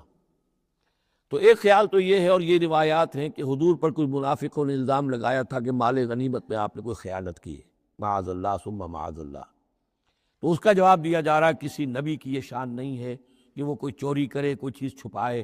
وَمَن یغلل یأت بما غل یوم القیامہ، اور جو کوئی ایسا کام کرے گا وہ تو پھر جو کچھ اس نے چھپایا ہوگا لے کر حاضر ہوگا قیامت کے دن۔ ثم توفیٰ کل نفس ما کسبت وہم لا یظلمون، پھر ہر ذی نفس کو دے دیا جائے گا توفیٰ، دیکھیے پھر وہ دیا جانا، وفا یوفی، یوفا توفیٰ، ثم توفیٰ کل نفس، پورا دے دیا جائے گا ہر جان کو، ما کسبت، جو کچھ اس نے کمایا ہوگا، وہم لا یظلمون، اور ان پر کوئی ظلم نہیں ہوگا۔ ایک رائے البتہ مولانا اصلاحی صاحب نے ظاہر کی ہے کہ یہاں غل بمانی غل ہے، یعنی الزام یہ لگایا گیا تھا یہودی منافقین کی طرف سے، عبداللہ ابن ابی کی طرف سے، یہ بڑے ایمبیشس آدمی ہیں محمد صلی اللہ علیہ وسلم، اور یہ عرب پر اپنی حکومت قائم کرنے کے لیے انہوں نے ہماری جانوں کو تختہ مشق بنایا ہے، ہمیں استعمال کر رہے ہیں، ہمیں مروا رہے ہیں، تو گویا کہ ہماری خیر خواہی نہیں کر رہے بلکہ ان کے دلوں میں ہماری جو ہے وہ بدخواہی ہے۔ تو یہ غل کے معنی میں یہ ان کا مفہوم ہے جو انہوں نے لیا ہے، واللہ اعلم۔ افمن اتبع رضوان اللہ کمن باء بسخط من اللہ، تو کیا بھلا وہ شخص جس نے اللہ کی رضا کی پیروی کی اس کے مانند ہو جائے گا جو اللہ کے غضب اور غصے کو کما کر لایا؟ ومأواہ جہنم، اور اس کا ٹھکانہ جہنم ہے، وبئس المصیر، اور وہ بہت ہی بری جگہ ہے پہنچنے کی۔ ہم درجات عند اللہ، ان کے بھی درجے بندیاں ہیں اللہ کے ہاں، جیسے نیکوکاروں کے درجے ہیں بدکاروں کے بھی درجے ہیں، سب بدکار برابر نہیں، سب نیکوکار برابر نہیں۔ واللہ بصیر بما یعملون، اور جو کچھ یہ کر رہے ہیں اللہ اسے دیکھ رہا ہے۔ اب یہ آیت بھی پھر دیکھیے، سورہ جو بقرہ میں 2 دفعہ آیا تھا مضمون، وہ اب تیسری مرتبہ یہاں آ رہا ہے۔ حضرت ابراہیم حضرت اسماعیل کی دعا میں مضمون آیا تھا، ربنا وابعث فیہم رسولا منہم یتلو علیہم آیاتک ویعلمہم الکتاب والحکمۃ ویزکیہم۔ پھر آ گیا تھا 18ویں رکوع کے آخر میں، کما ارسلنا فیکم رسولا منکم یتلو علیکم آیاتنا ویزکیکم ویعلمکم الکتاب والحکمہ ویعلمکم ما لم تکونوا تعلمون۔ اب یہ تیسری مرتبہ مضمون آیا، لقد من اللہ علی المؤمنین، اللہ نے بہت بڑا احسان کیا ہے اہل ایمان پر، اذ بعث فیہم رسولا من انفسہم، جب ان میں اٹھایا ایک رسول انہی میں سے، ان کی اپنی جانوں میں سے، ان کی اپنی قوم میں سے، یتلو علیہم آیاتہ، جو تلاوت کرتے سناتا ہے انہیں اس کی آیات، ویزکیہم، اور انہیں پاک کرتا ہے۔ ترتیب اب ہمیشہ کے لیے یہی ہوگی، تلاوت آیات، تزکیہ، اور پھر تعلیم حکمت، تعلیم کتاب و حکمت۔ وَيُعَلِّمُهُمُ الْكِتَابَ وَالْحِكْمَةَ، اور تعلیم دیتا ہے انہیں کتاب اور حکمت کی۔ وَإِن كَانُوا مِن قَبْلُ لَفِي ضَلَالٍ مُبِينٍ، اور یقیناً اس سے پہلے یعنی رسول کی آمد سے قبل تو وہ لازماً کھلی گمراہی کے اندر مبتلا تھے۔ أَوَلَمَّا أَصَابَتْكُم مُّصِيبَةٌ قَدْ أَصَبْتُم مِّثْلَيْهَا قُلْتُمْ أَنَّ هَٰذَا، تو جب تم پر ایک مصیبت آئی، جب کہ تم اس سے دگنی مصیبت جو ہے ان کو پہنچا چکے ہو، قُلْتُمْ أَنَّ هَٰذَا، تم کہتے ہو یہ کہاں سے آ گیا، یہ کیوں ہو گیا؟ اللہ نے پہلے مدد کی تھی اب کیوں نہیں کی؟ قُلْ هُوَ مِنْ عِنْدِ أَنفُسِكُمْ، اے نبی کہہ دیجیے کہ تمہارے اپنے نفسوں کی شرارت کی وجہ سے ہوا، تم نے غلطی کی، تم نے حکم کی خلاف ورزی کی۔ حتیٰ اذا فشلتم وتنازعتم فی الامر وعصیتم من بعد ما اراکم ما تحبون ان اللہ علی کل شیء قدیر، اللہ تو ہر چیز پر قادر ہے۔ گویا کہ اسی مضمون کو دہرا کر لایا گیا کہ وَلَقَدْ صَدَقَكُمُ اللَّهُ وَعْدَهُ، اللہ وعدہ اپنا پورا کر چکا تھا۔ وَمَا أَصَابَكُمْ يَوْمَ الْتَقَى الْجَمْعَانِ، البتہ یہ اللہ چاہتا تو کنڈون کر دیتا، تمہیں کوئی سزا نہ دیتا، معاف کر دیتا بغیر سزا دیے، لیکن یہ کہ اللہ کی حکمت کا تقاضا یہ ہوا کہ تمہیں سزا دی جائے، اس لیے کہ ابھی تو بڑے بڑے مراحل آنے ہیں۔ اگر اسی طرح تم نظم کو توڑتے رہے اور احکام کی خلاف ورزی کرتے رہے تو پھر تمہاری حیثیت جو ہے ایک جماعت کی تو نہیں ہوگی، پھر تو ایک انبوہ ہے، ہجوم مومنین ہوگا، جماعت، لشکر، فوج، حزب اللہ درکار تو وہ ہے۔ وما اصابکم یوم التقى الجمعان، اور جو بھی مصیبت تم پر آئی ہے اس دن جس دن کے دونوں لشکر بھڑ گئے تھے آپس میں، فباذن اللہ، وہ اللہ کے اذن سے آئی ہے، بغیر اللہ کے اذن کے تو یہ تکلیف نہیں آ سکتی تھی۔ وَلِيَعْلَمَ الْمُؤْمِنِينَ، اور یہ اس لیے کہ اللہ جان لے کہ کون ہے اصل مومن، حقیقی مومن، صابر مومن، جو مستقیم مومن ہے۔ وَلِيَعْلَمَ الَّذِينَ نَافَقُوا، اور تاکہ دیکھ لے کہ کون ہے منافق۔ اور یہاں اصل ترجمہ ہم کرتے ہیں تاکہ اللہ ظاہر کر دے کہ کون ہے مومن اور ظاہر کر دے کہ کون ہے منافق۔ کھل گیا کہ نہیں؟ 300 کو لے کر عبداللہ ابن ابی چلا گیا تو اب سب کو پتہ تو چل گیا، آئندہ ان کی بات پر اعتبار تو نہیں کریں گے، وہ چکنی چپڑی باتیں کریں گے تو ان کی باتیں جو ہیں کان لگا کے سنیں گے تو نہیں۔ تو اللہ تعالیٰ نے چاہا کہ who's who and what is what یہ بالکل مبرہن ہو جائے، واضح ہو جائے۔ وَقِيلَ لَهُمْ تَعَالَوْا، اب یہاں وہ تذکرہ ہو رہا ہے آخر میں اس واقعے کا کہ جب کہ عبداللہ ابن ابی 300 آدمیوں کو لے کے واپس چلا گیا، اس وقت کچھ لوگوں نے اس سے کہا ہوگا کہ کہاں جا رہے ہو بے وقوفو، اس وقت تو لشکر سامنے آمنے سامنے کھڑے ہیں اور 300 آدمی نکل جائیں 1000 میں سے تو بقیہ جو باقی ہیں ان کے بھی کچھ نہ کچھ دلوں میں کمزوری پیدا ہوگی، جیسے کہ بنو حارثہ بنو سلمہ کے اندر کمزوری عارضی طور پر پیدا ہو گئی تھی۔ تو سمجھانے والوں نے جب کہا وَقِيلَ لَهُمْ تَعَالَوْا قَاتِلُوا فِي سَبِيلِ اللَّهِ أَوِ ادْفَعُوا، آؤ بھائی آؤ، کہاں جا رہے ہو؟ اللہ کی راہ میں قتال کرو یا دفاع کرو۔ دفاع ہو رہا ہے تو مدینے کے اوپر حملہ ہوگا تو کیا ہوگا؟ اگر یہاں پر یہ لشکر جو ہے شکست کھا گیا تو کیا تمہاری بہو بیٹیاں جو ہے پھر آ کر وہ انہیں لے کر اپنی باندیاں بنا کر نہیں لے جائیں گے؟ اللہ کی راہ میں جنگ کرو، اگر یہ نہیں تو کم سے کم اب دفاع جو ہے مدینے کا اس کے لیے تو کھڑے رہو۔ قالوا لو نعلم قتالا لاتبعناکم، ان کا اگر ہم سمجھتے کہ جنگ ہونی ہے تو ہم ضرور تمہارا ساتھ دیتے۔ یعنی یہ تو در حقیقت نورا کشتی ہو رہی ہے، یہ حقیقت میں جنگ ہے ہی نہیں۔ یہ محمد کے ساتھی جو مہاجرین آئے ہیں مکے سے، اور یہ جو مکے سے اب آئے ہیں چڑھ کر، یہ سب ایک ہیں، ایک ہی تھیلے کے چٹے بٹے ہیں، اور ہمارا ان سے کوئی سروکار نہیں۔ لو نعلم قتالا لاتبعناکم ہم للکفر یومئذ اقرب منہم للایمان، اس دن وہ ایمان کی نسبت کفر سے قریب تر تھے۔ یقولون بافواہہم ما لیس فی قلوبہم، وہ اپنے منہوں سے وہ بات کہہ رہے ہیں جو ان کے دلوں میں نہیں ہے۔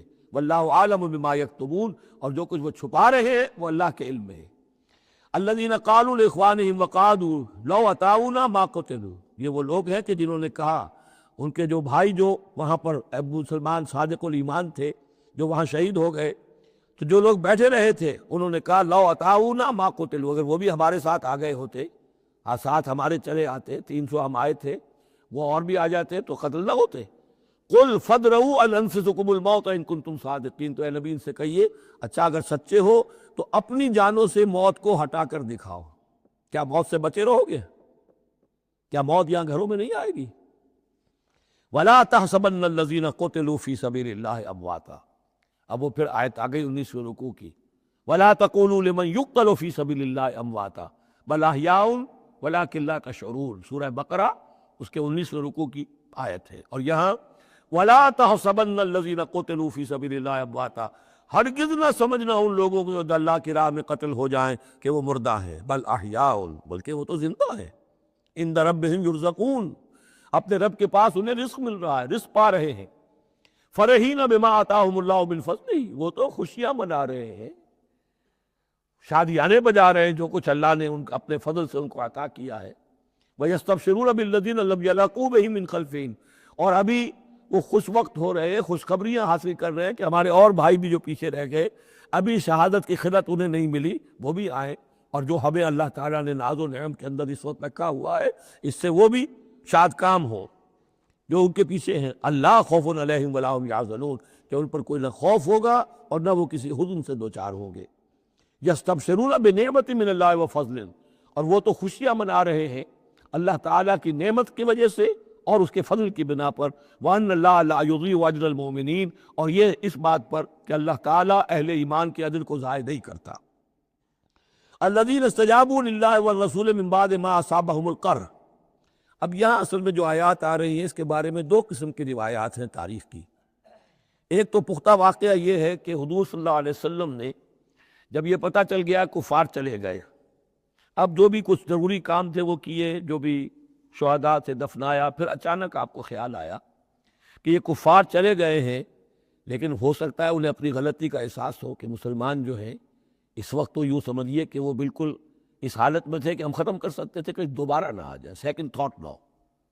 تو آپ نے فیصلہ کیا لوگوں مسلمانوں چلو تعاقب کرو تاکہ انہیں معلوم ہو جائے کہ ہماری ہمت ہاری ہوئی نہیں ہے، انہیں پتہ چلے گا کہ مسلمان اس وقت بھی اس کیفیت میں کہ ہمارے تعاقب میں آ رہے ہیں، تو پھر وہ جرأت نہیں کرے گی۔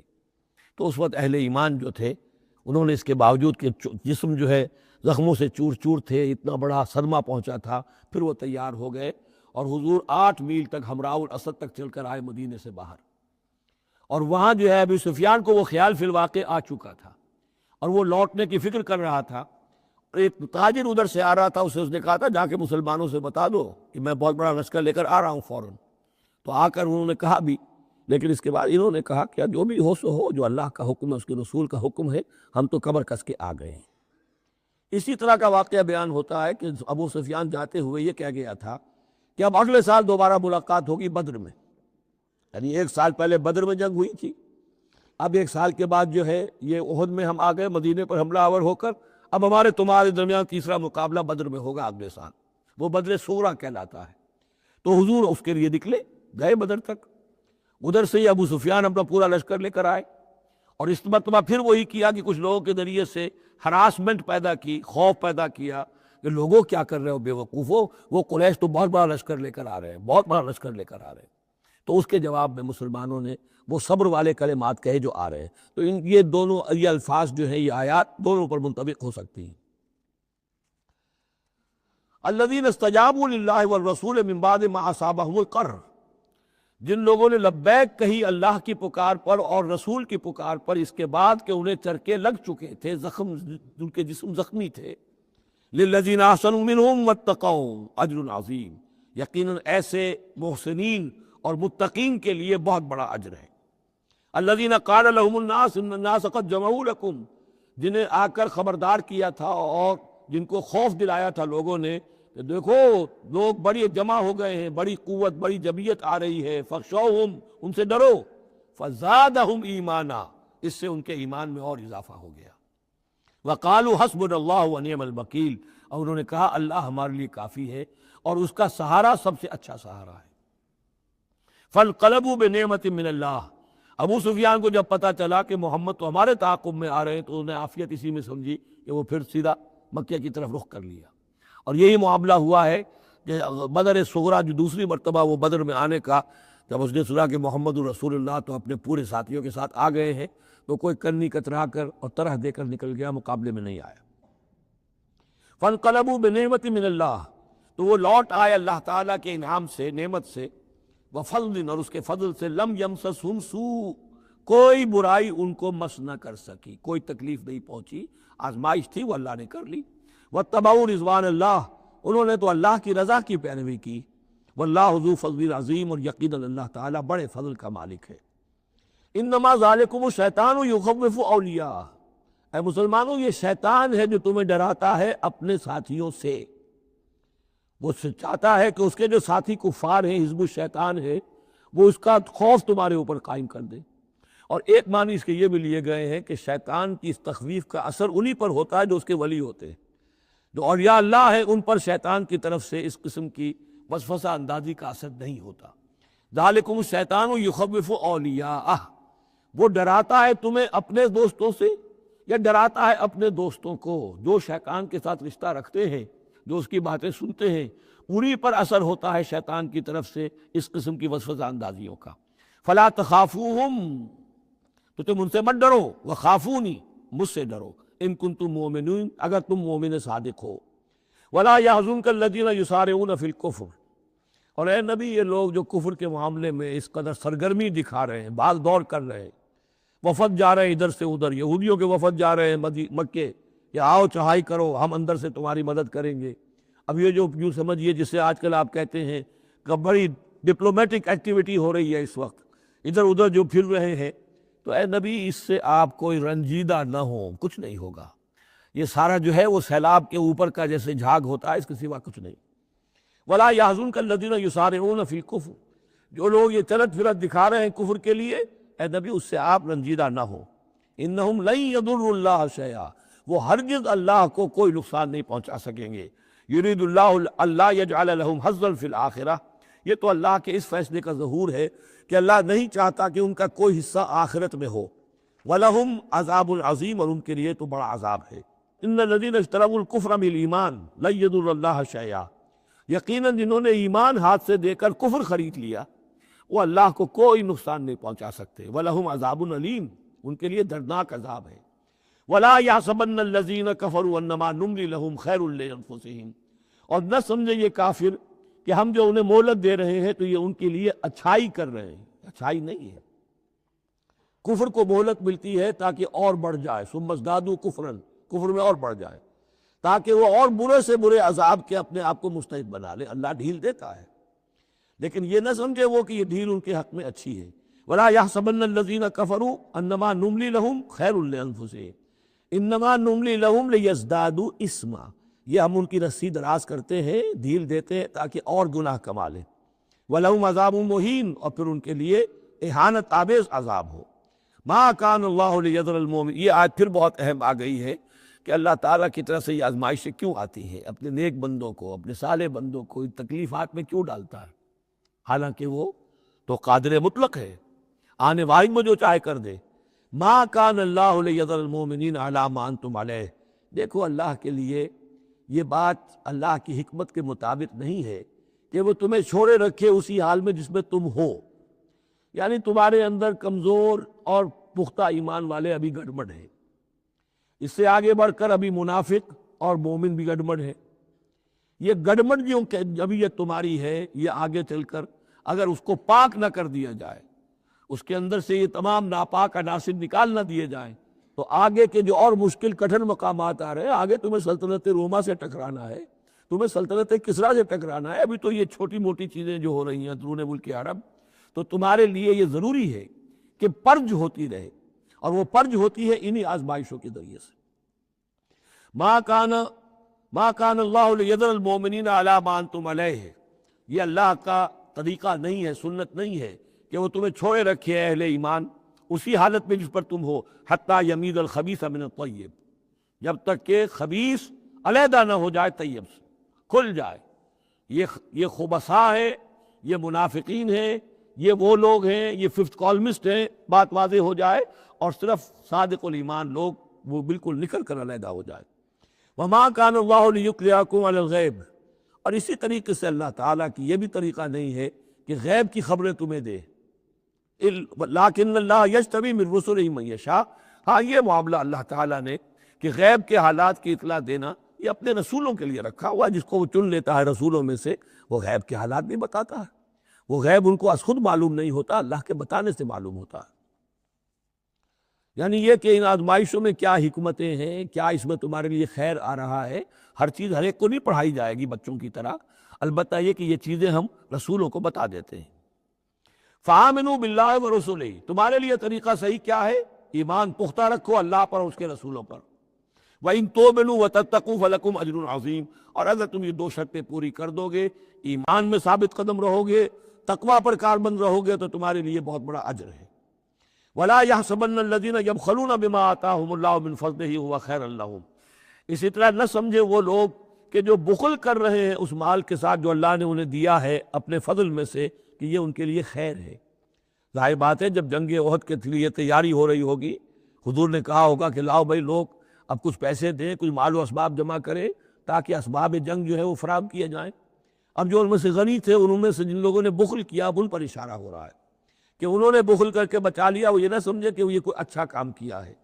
وَلَا يَحْسَبَنَّ الَّذِينَ يَبْخَلُونَ بِمَا آتَاهُمُ اللَّهُ مِنْ فَضْلِهِ، اللہ نے اپنے فضل سے انہیں جو کچھ عطا کیا ہے، اب اس میں بخل سے کام لے رہے ہیں کہ وہ ان کے لیے اچھا ہے، بل ہوا شر لہم، یہ ان کے لیے بہت برا ہے۔ سَيُطَوَّقُونَ مَا بَخِلُوا بِهِ يَوْمَ الْقِيَامَةِ، اسی مال کے توق بنا کر ان کے گردنوں میں پہنائے جائیں گے قیامت کے دن، جو بخل انہوں نے کیا تھا۔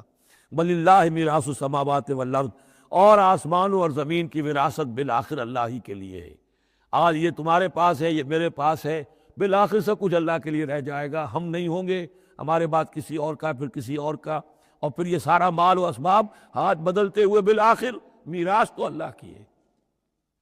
وَلِلَّهِ مِيرَاثُ السَّمَاوَاتِ وَالْأَرْضِ وَاللَّهُ بِمَا تَعْمَلُونَ خَبِيرٌ، اور جو کچھ تم کر رہے ہو اللہ اس سے باخبر ہے۔ یہاں وہ 18 رکوع مکمل ہو گئے، 6 رکوع جو غزوہ احد کے بیان میں تھے۔ اب 2 کنکلوڈنگ رکوع ہے اس سورہ مبارکہ کے۔ لَقَدْ سَمِعَ اللَّهُ قَوْلَ الَّذِينَ قَالُوا إِنَّ اللَّهَ فَقِيرٌ وَنَحْنُ أَغْنِيَاءُ، اللہ نے سن لی ہے بات، قول ان لوگوں کا جو یہ کہتے ہیں کہ اللہ فقیر ہے، ہم غنی ہیں۔ ان میں منافقین بھی شامل ہو سکتے ہیں اور یہودی بھی۔ جب حضور کہتے تھے اللہ تعالیٰ کو ضرورت ہے قرض حسنہ دو، تو گویا کہ اللہ تو فقیر ہوا، پھر محتاج ہوا، ہم غنی ہیں، ہمارے پاس دولت ہے۔ سَنَكْتُبُ مَا قَالُوا، ہم لکھ لیں گے جو کچھ انہوں نے کہا ہے۔ بڑا غصہ ہے اس کے اندر، ہم لکھ لیں گے جو کچھ انہوں نے کہا ہے۔ فوراً تو نہیں پکڑتے، لیکن ایک وقت آئے گا کہ جس دن انہیں اپنے اس قول کی پوری جو ہے اس کی سزا مل جائے گی۔ اور صرف یہی نہیں، قتلہم الانبیاء بغیر حق، اور جو نبیوں کو یہ قتل کرتے رہے ناحق، وَنَقُولُ ذُوقُوا عَذَابَ الْحَرِيقِ، اور ہم کہیں گے کہ اب چکھو مزہ اس جلا دینے والے سلگتی ہوئی آگ کا۔ ذَلِكَ بِمَا قَدَّمَتْ أَيْدِيكُمْ، اور یہ سب کچھ ہے تمہارے اپنے ہاتھوں نے جو آگے بھیجا ہے۔ وَأَنَّ اللَّهَ لَيْسَ بِظَلَّامٍ لِّلْعَبِيدِ، اور اللہ تو اپنے بندوں کے حق میں ہرگز ظالم نہیں ہے۔ الَّذِينَ قَالُوا إِنَّ اللَّهَ عَهِدَ إِلَيْنَا، یہ گویا کہ پھر یہود کی طرف رخ ہو گیا ہے، جیسا کہ اس صورت میں پہلے تھا، اس رکوع میں 19ویں میں۔ جو لوگ یہ کہتے ہیں کہ اللہ نے ہم سے ایک عہد لے لیا تھا اللہ نؤمن لرسول حتی یاتینا بقربان تاکلہ النار، کہ ہم کسی رسول پر ایمان نہ لائیں جب تک کہ وہ ایسی قربانی پیش نہ کرے جسے آگ کھا جائے۔ یہ ابتدائی زمانے میں جیسا کہ میں نے عرض کیا تھا، عہد طفولیت تھا نوع انسانی کا، تو خرق عادت چیزیں بہت ہوتی تھی۔ ان میں سے ایک بات یہ بھی تھی یہود کے ہاں ابتدائی دور میں کہ اگر کوئی شخص قربانی پیش کرتا ہے اللہ کی جناب میں، کوئی بچڑا اس نے ذبح کیا، پیش کر دیا، اللہ کے لیے صدقہ کیا، نذر کیا ہے، تو آسمان پر سے ایک آگ اترتی تھی جو اسے بھسم کر دیتی تھی۔ یہ علامت ہوتی ہے اس کی کہ یہ قربانی قبول ہو گئی۔ جیسے حابیل اور قابیل کے قصے میں کہ دونوں نے کچھ پیش کیا، قربا قربانا فتقبل من احدہما ولم یتقبل من الآخر، ایک کی قبول ہو گئی دوسری کی نہیں ہوئی۔ پتہ کیسے چلا؟ آپ اگر قربانی کرتے ہیں عید الاضحیٰ میں، کس کی قربانی قبول ہوئی کس کی نہیں ہوئی کیا پتہ، یہ اللہ ہی جانتا ہے۔ لیکن پہلے ایسی علامات حسی ہوتی تھی کہ پتہ چل جاتا تھا یہ قربانی اللہ نے قبول کر لی۔ تو اسی کے لیے انہوں نے کہا کہ ہم سے تو عہد لے لیا تھا اللہ نے کہ ہم کسی رسول کو جب تک کہ وہ یہ معجزہ نہ دکھائے اس وقت تک نہیں مانیں گے، تو اگر محمد رسول ہے تو یہ معجزہ دکھائیں۔ یہ تھی بات جس کا جواب دیا جا رہا ہے۔ قُلْ قَدْ جَاءَكُمْ رُسُلٌ مِّن قَبْلِ بِالْبَيِّنَاتِ، اے نبی ان سے کہیے تمہارے پاس مجھ سے پہلے بہت سے رسول آئے واضح معجزوں کے ساتھ، وَبِالَّذِي قُلْتُمْ، اور وہ معجزہ بھی انہوں نے دکھایا جو تم کہہ رہے ہو، فَلِمَ قَتَلْتُمُوهُ، تو تم نے انہیں کیوں قتل کیا، ان کنتم صادقین، اگر تم سچے ہو۔ فَإِن كَذَّبُوكَ، پھر اے نبی اگر وہ آپ کو جھٹلا دیں، فَقَدْ كُذِّبَ رُسُلٌ مِّن قَبْلِكَ، تو یہ آپ ہی کے ساتھ معاملہ نہیں ہوا، اب سے پہلے بھی جو رسول تھے انہیں جھٹلایا گیا۔ گویا کہ یہ تو اس راستے کی ایک عام جو ہے وہ تجربہ ہے جو آپ کو بھی کرنا پڑے گا جو اس سے پہلے نبیوں کے ساتھ ہوا ہے۔ جاؤ بالبینات، وہ بھی آئے تھے واضح نشانیاں لے کر، واضح معجزات کے ساتھ، والزبر، اور صحیفے دے کر، والکتاب المنیر، اور روشن کتاب لے کر۔ کل نفس ذائقۃ الموت، ہر ذی نفس کو موت کا مزہ چکھنا ہے، ایک دن تو موت آ جائے گی۔ وَإِنَّمَا تُوَفَّوْنَ أُجُورَكُمْ يَوْمَ الْقِيَامَةِ، اور دوسری بات تمہیں لازماً تمہارے اجر پورے پورے دے دیے جائیں گے، انما توفون اجورکم یوم القیامہ، قیامت کے دن۔ فمن زحزح عن النار، تو جو کوئی بچا لیا گیا جہنم سے، آگ سے، وادخل الجنہ، اور داخل کر دیا گیا جنت میں، فقد فاز، وہ کامیاب ہو گیا۔ اللہم ربنا اجعلنا منہم، اللہم ربنا اجعلنا منہم، وما الحیات الدنیا الا متاع الغرور، اور نہیں ہے دنیا کا یہ سارا ساز و سامان مگر دھوکے کی ٹٹی، دھوکے کا سامان۔ اب وہ آیت آگے جو سورہ بقرہ کے 19ویں رکوع میں آئی تھی، وَلَنَبْلُوَنَّكُمْ بِشَيْءٍ مِّنَ الْخَوْفِ وَالْجُوعِ وَنَقْصٍ مِّنَ الْأَمْوَالِ وَالْأَنفُسِ وَالثَّمَرَاتِ، صرف یہ کہ صیغہ بدلہ ہوا ہے، یہاں مجہول کا صیغہ ہے۔ لَتُبْلَوُنَّ فِي أَمْوَالِكُمْ وَأَنفُسِكُمْ، اے مسلمانوں دوبارہ کان کھول کے سن لو، تمہیں لازماً آزمایا جائے گا، تمہارے مالوں میں بھی اور تمہاری جانوں میں بھی۔ وَنَقْصٍ مِّنَ الْأَمْوَالِ وَالْأَنفُسِ وَالثَّمَرَاتِ، یہ آنا ہے، کان کھول کر سن لو۔ یہ پھولوں کی سیج نہیں ہے، یہ کانٹوں بھرا بستر ہے۔ جنت لینی ہے تو یہ نہیں ٹھنڈے ٹھنڈے اور بغیر تکلیفیں اٹھائے تمہیں جنت مل جائے گی۔ ام حسبتم ان تدخلوا الجنہ وَلَتَسْمَعُنَّ مِنَ الَّذِينَ أُوتُوا الْكِتَابَ مِن قَبْلِكُمْ وَمِنَ الَّذِينَ أَشْرَكُوا أَذًى كَثِيرًا، اور تمہیں لازماً سننی پڑیں گی ان لوگوں سے بھی کہ جنہیں تم سے پہلے کتاب دی گئی تھی، اور ان مشرکین سے بھی اذًا کثیرا، بڑی تکلیف دہ باتیں سننی پڑیں گی۔ سنو اور صبر کرو، جیسے حضور سے ابتدا میں کہا گیا تھا وَاصْبِرْ عَلَىٰ مَا يَقُولُونَ وَاهْجُرْهُمْ هَجْرًا جَمِيلًا، جو کچھ یہ کہہ رہے ہیں سنیے اور صبر کی۔ اور ہمیں خوب معلوم ہے، کسی نے آ کر کہہ دیا مجنون ہے، کسی نے کہہ دیا شاعر ہے، کسی نے کہا ساحر ہے، کسی نے کہا مسحور ہے۔ وَلَقَدْ نَعْلَمُ أَنَّكَ يَضِيقُ صَدْرُكَ بِمَا يَقُولُونَ، اے نبی ہمیں خوب معلوم ہے کہ جو کچھ یہ کہہ رہے ہیں، جو کچھ آپ کو سننا پڑ رہا ہے ان کی زبانوں سے، اس سے آپ کا سینہ بھیجتا ہے، آپ کو تکلیف پہنچتی ہے، لیکن صبر کیجیے۔ وہی بات ہے جو کہی جا رہی ہے مسلمانوں سے۔ وَإِن تَصْبِرُوا وَتَتَّقُوا فَإِنَّ ذَلِكَ مِنْ عَزْمِ الْأُمُورِ، اور اگر تم صبر کیے رہو گے، ثابت قدم رہو گے، اور تقویٰ کی راہ اختیار کیے رکھو گے، فَإِنَّ ذَلِكَ مِنْ عَزْمِ الْأُمُورِ، تو یہ بڑے ہمت کے کاموں میں سے ہے۔ وَإِذْ أَخَذَ اللَّهُ مِيثَاقَ الَّذِينَ أُوتُوا الْكِتَابَ، اور یاد کرو جب کہ اللہ نے جن کو کتاب دی تھی ان سے ایک قول و قرار لیا تھا، ایک میثاق لیا تھا، لَتُبَيِّنُنَّهُ لِلنَّاسِ وَلَا تَكْتُمُونَهُ، تم لازماً اسے واضح کرو گے لوگوں کے لیے، چھپاؤ گے نہیں۔ تم نے علم کو چھپا لیا، علم تو عام کرنے کی شے ہے۔ لَتُبَيِّنُنَّهُ لِلنَّاسِ وَلَا تَكْتُمُونَهُ، اسے چھپاؤ گے نہیں۔ فَنَبَذُوهُ وَرَاءَ ظُهُورِهِمْ، اس عہد کو انہوں نے اپنی پیٹھوں کے پیچھے پھینک دیا۔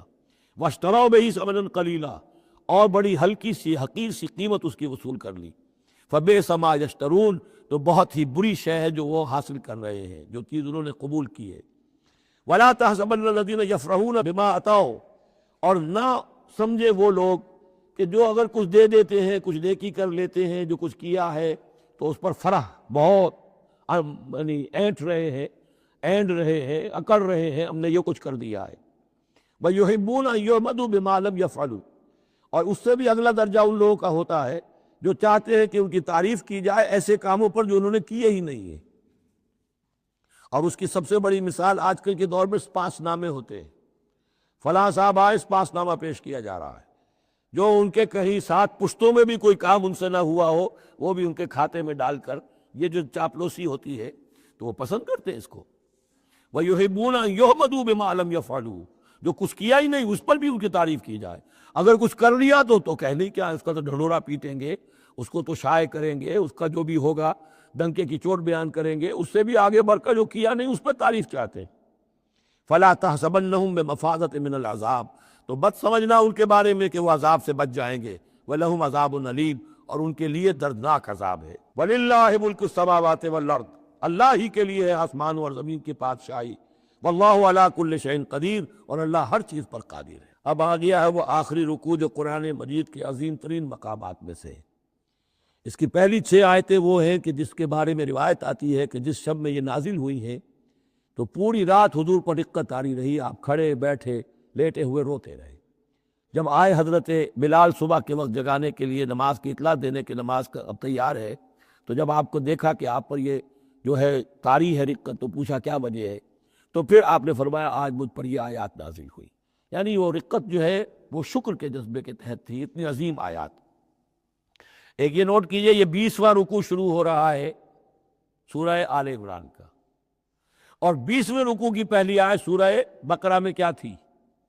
ان فی خلق السماوات والارض واختلاف اللیل والنہار والفلک التی تجری فی البحر بما ینفع الناس وما انزل اللہ من السماء من ماء فاحیا بہ الارض بعد موتها، وہ آیات الآیات، اسی کا خلاصہ ہے یہ۔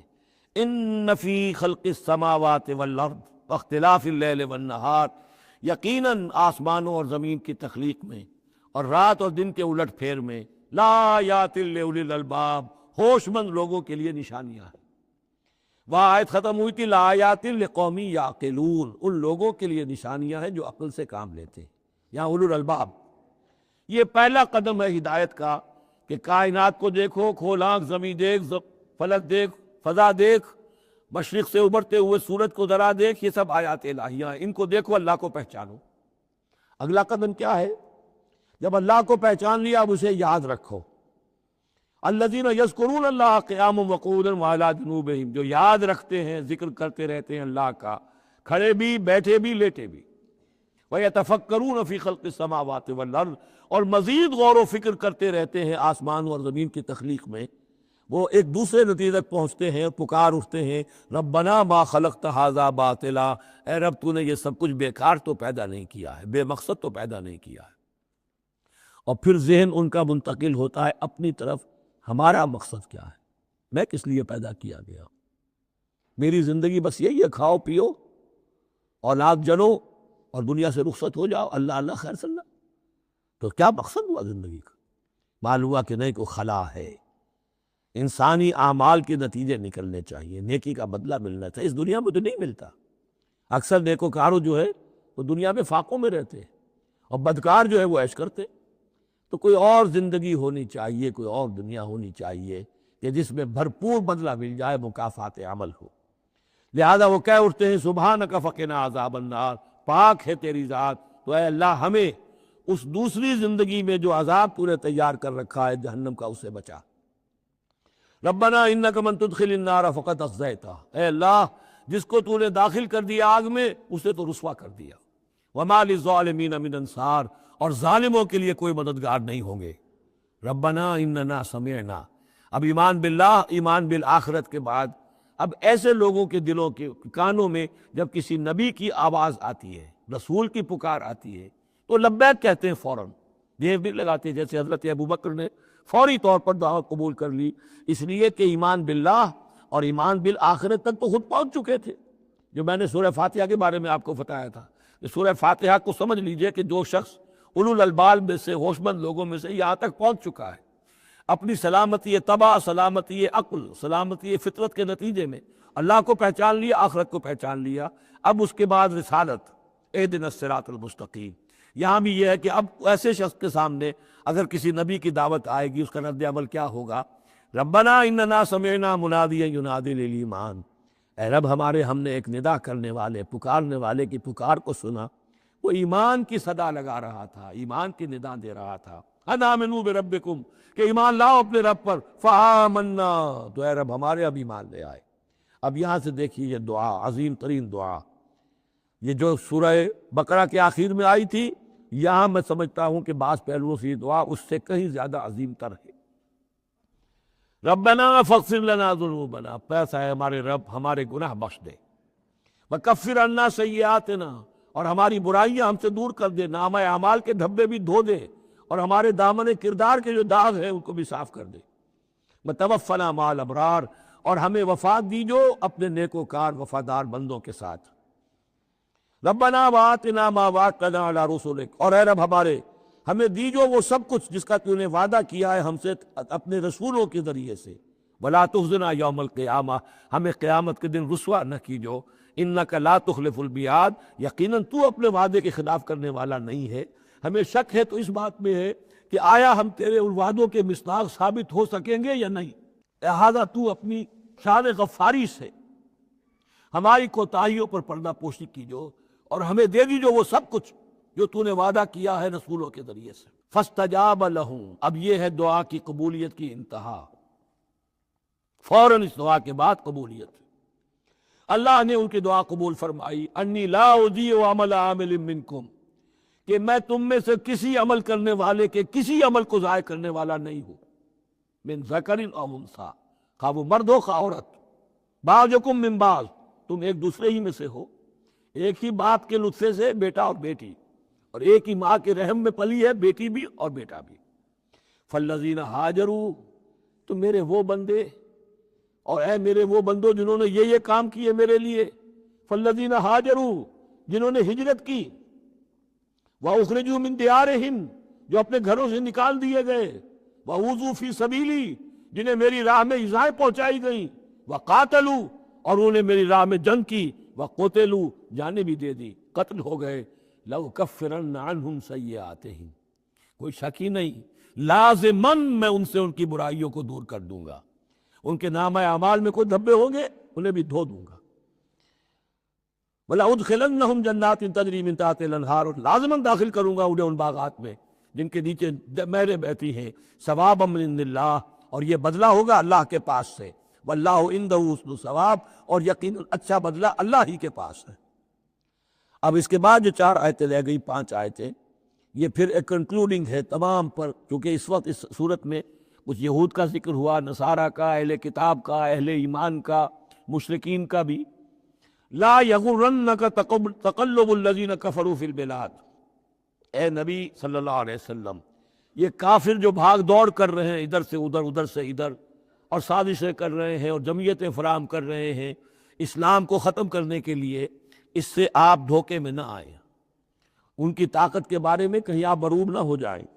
لا یغرنک تقلب الذین کفروا فی البلاد متاع قلیل، یہ ہم نے تھوڑی دیر کے لیے انہیں ساز و سامان دے دیا ہے، ثم ماواہم جہنم، پھر ان کا ٹھکانہ جو ہے وہ تو جہنم ہی ہے، وبئس المہاد، اور وہ بہت برا ٹھکانہ ہے۔ لیکن الذین اتقوا ربہم، اس کے برعکس جن لوگوں نے اللہ کا، اپنے رب کا تقوی اختیار کیا، لہم جنات تجری من تحتہا الانہار خالدین فیہا، ان کے لیے باغات ہوں گے جن کے دامن میں ندیاں بہتی ہوں گی، اس میں وہ ہمیشہ ہمیش رہیں گے، نزلا من عند اللہ، اور یہ بھی ابتدائی مہمان نوازی ہوگی اللہ کی طرف سے، نزل، وما عند اللہ خیر للابرار، اور مزید جو اللہ کے پاس ہے وہ بہت بہتر ہے نیکوکار لوگوں کے لیے۔ یہ نوٹ کر لیجئے، جو میں نے وہ حدیث کے الفاظ بار بار سنائے کہ جنت کی اصل نعمتیں وہ ہے ما لا عین رات ولا اذن سمعت وما خطر علی قلب بشر، یہ جو کچھ قرآن میں ذکر ہے یہ نزل ہے، ابتدائی مہمان نوازی ہے۔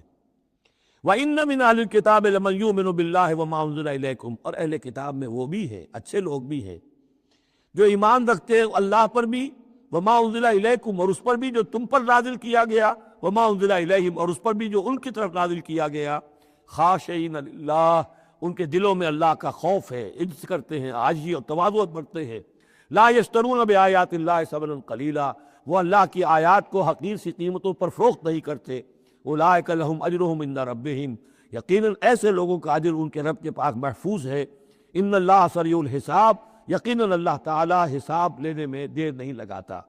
آخری آیت پھر بہت جامع ہے، یا ایھا الذین آمنوا اہل ایمان اصبروا صبر کرو، وصابروا صبر میں اپنے دشمنوں سے بڑھ جاؤ۔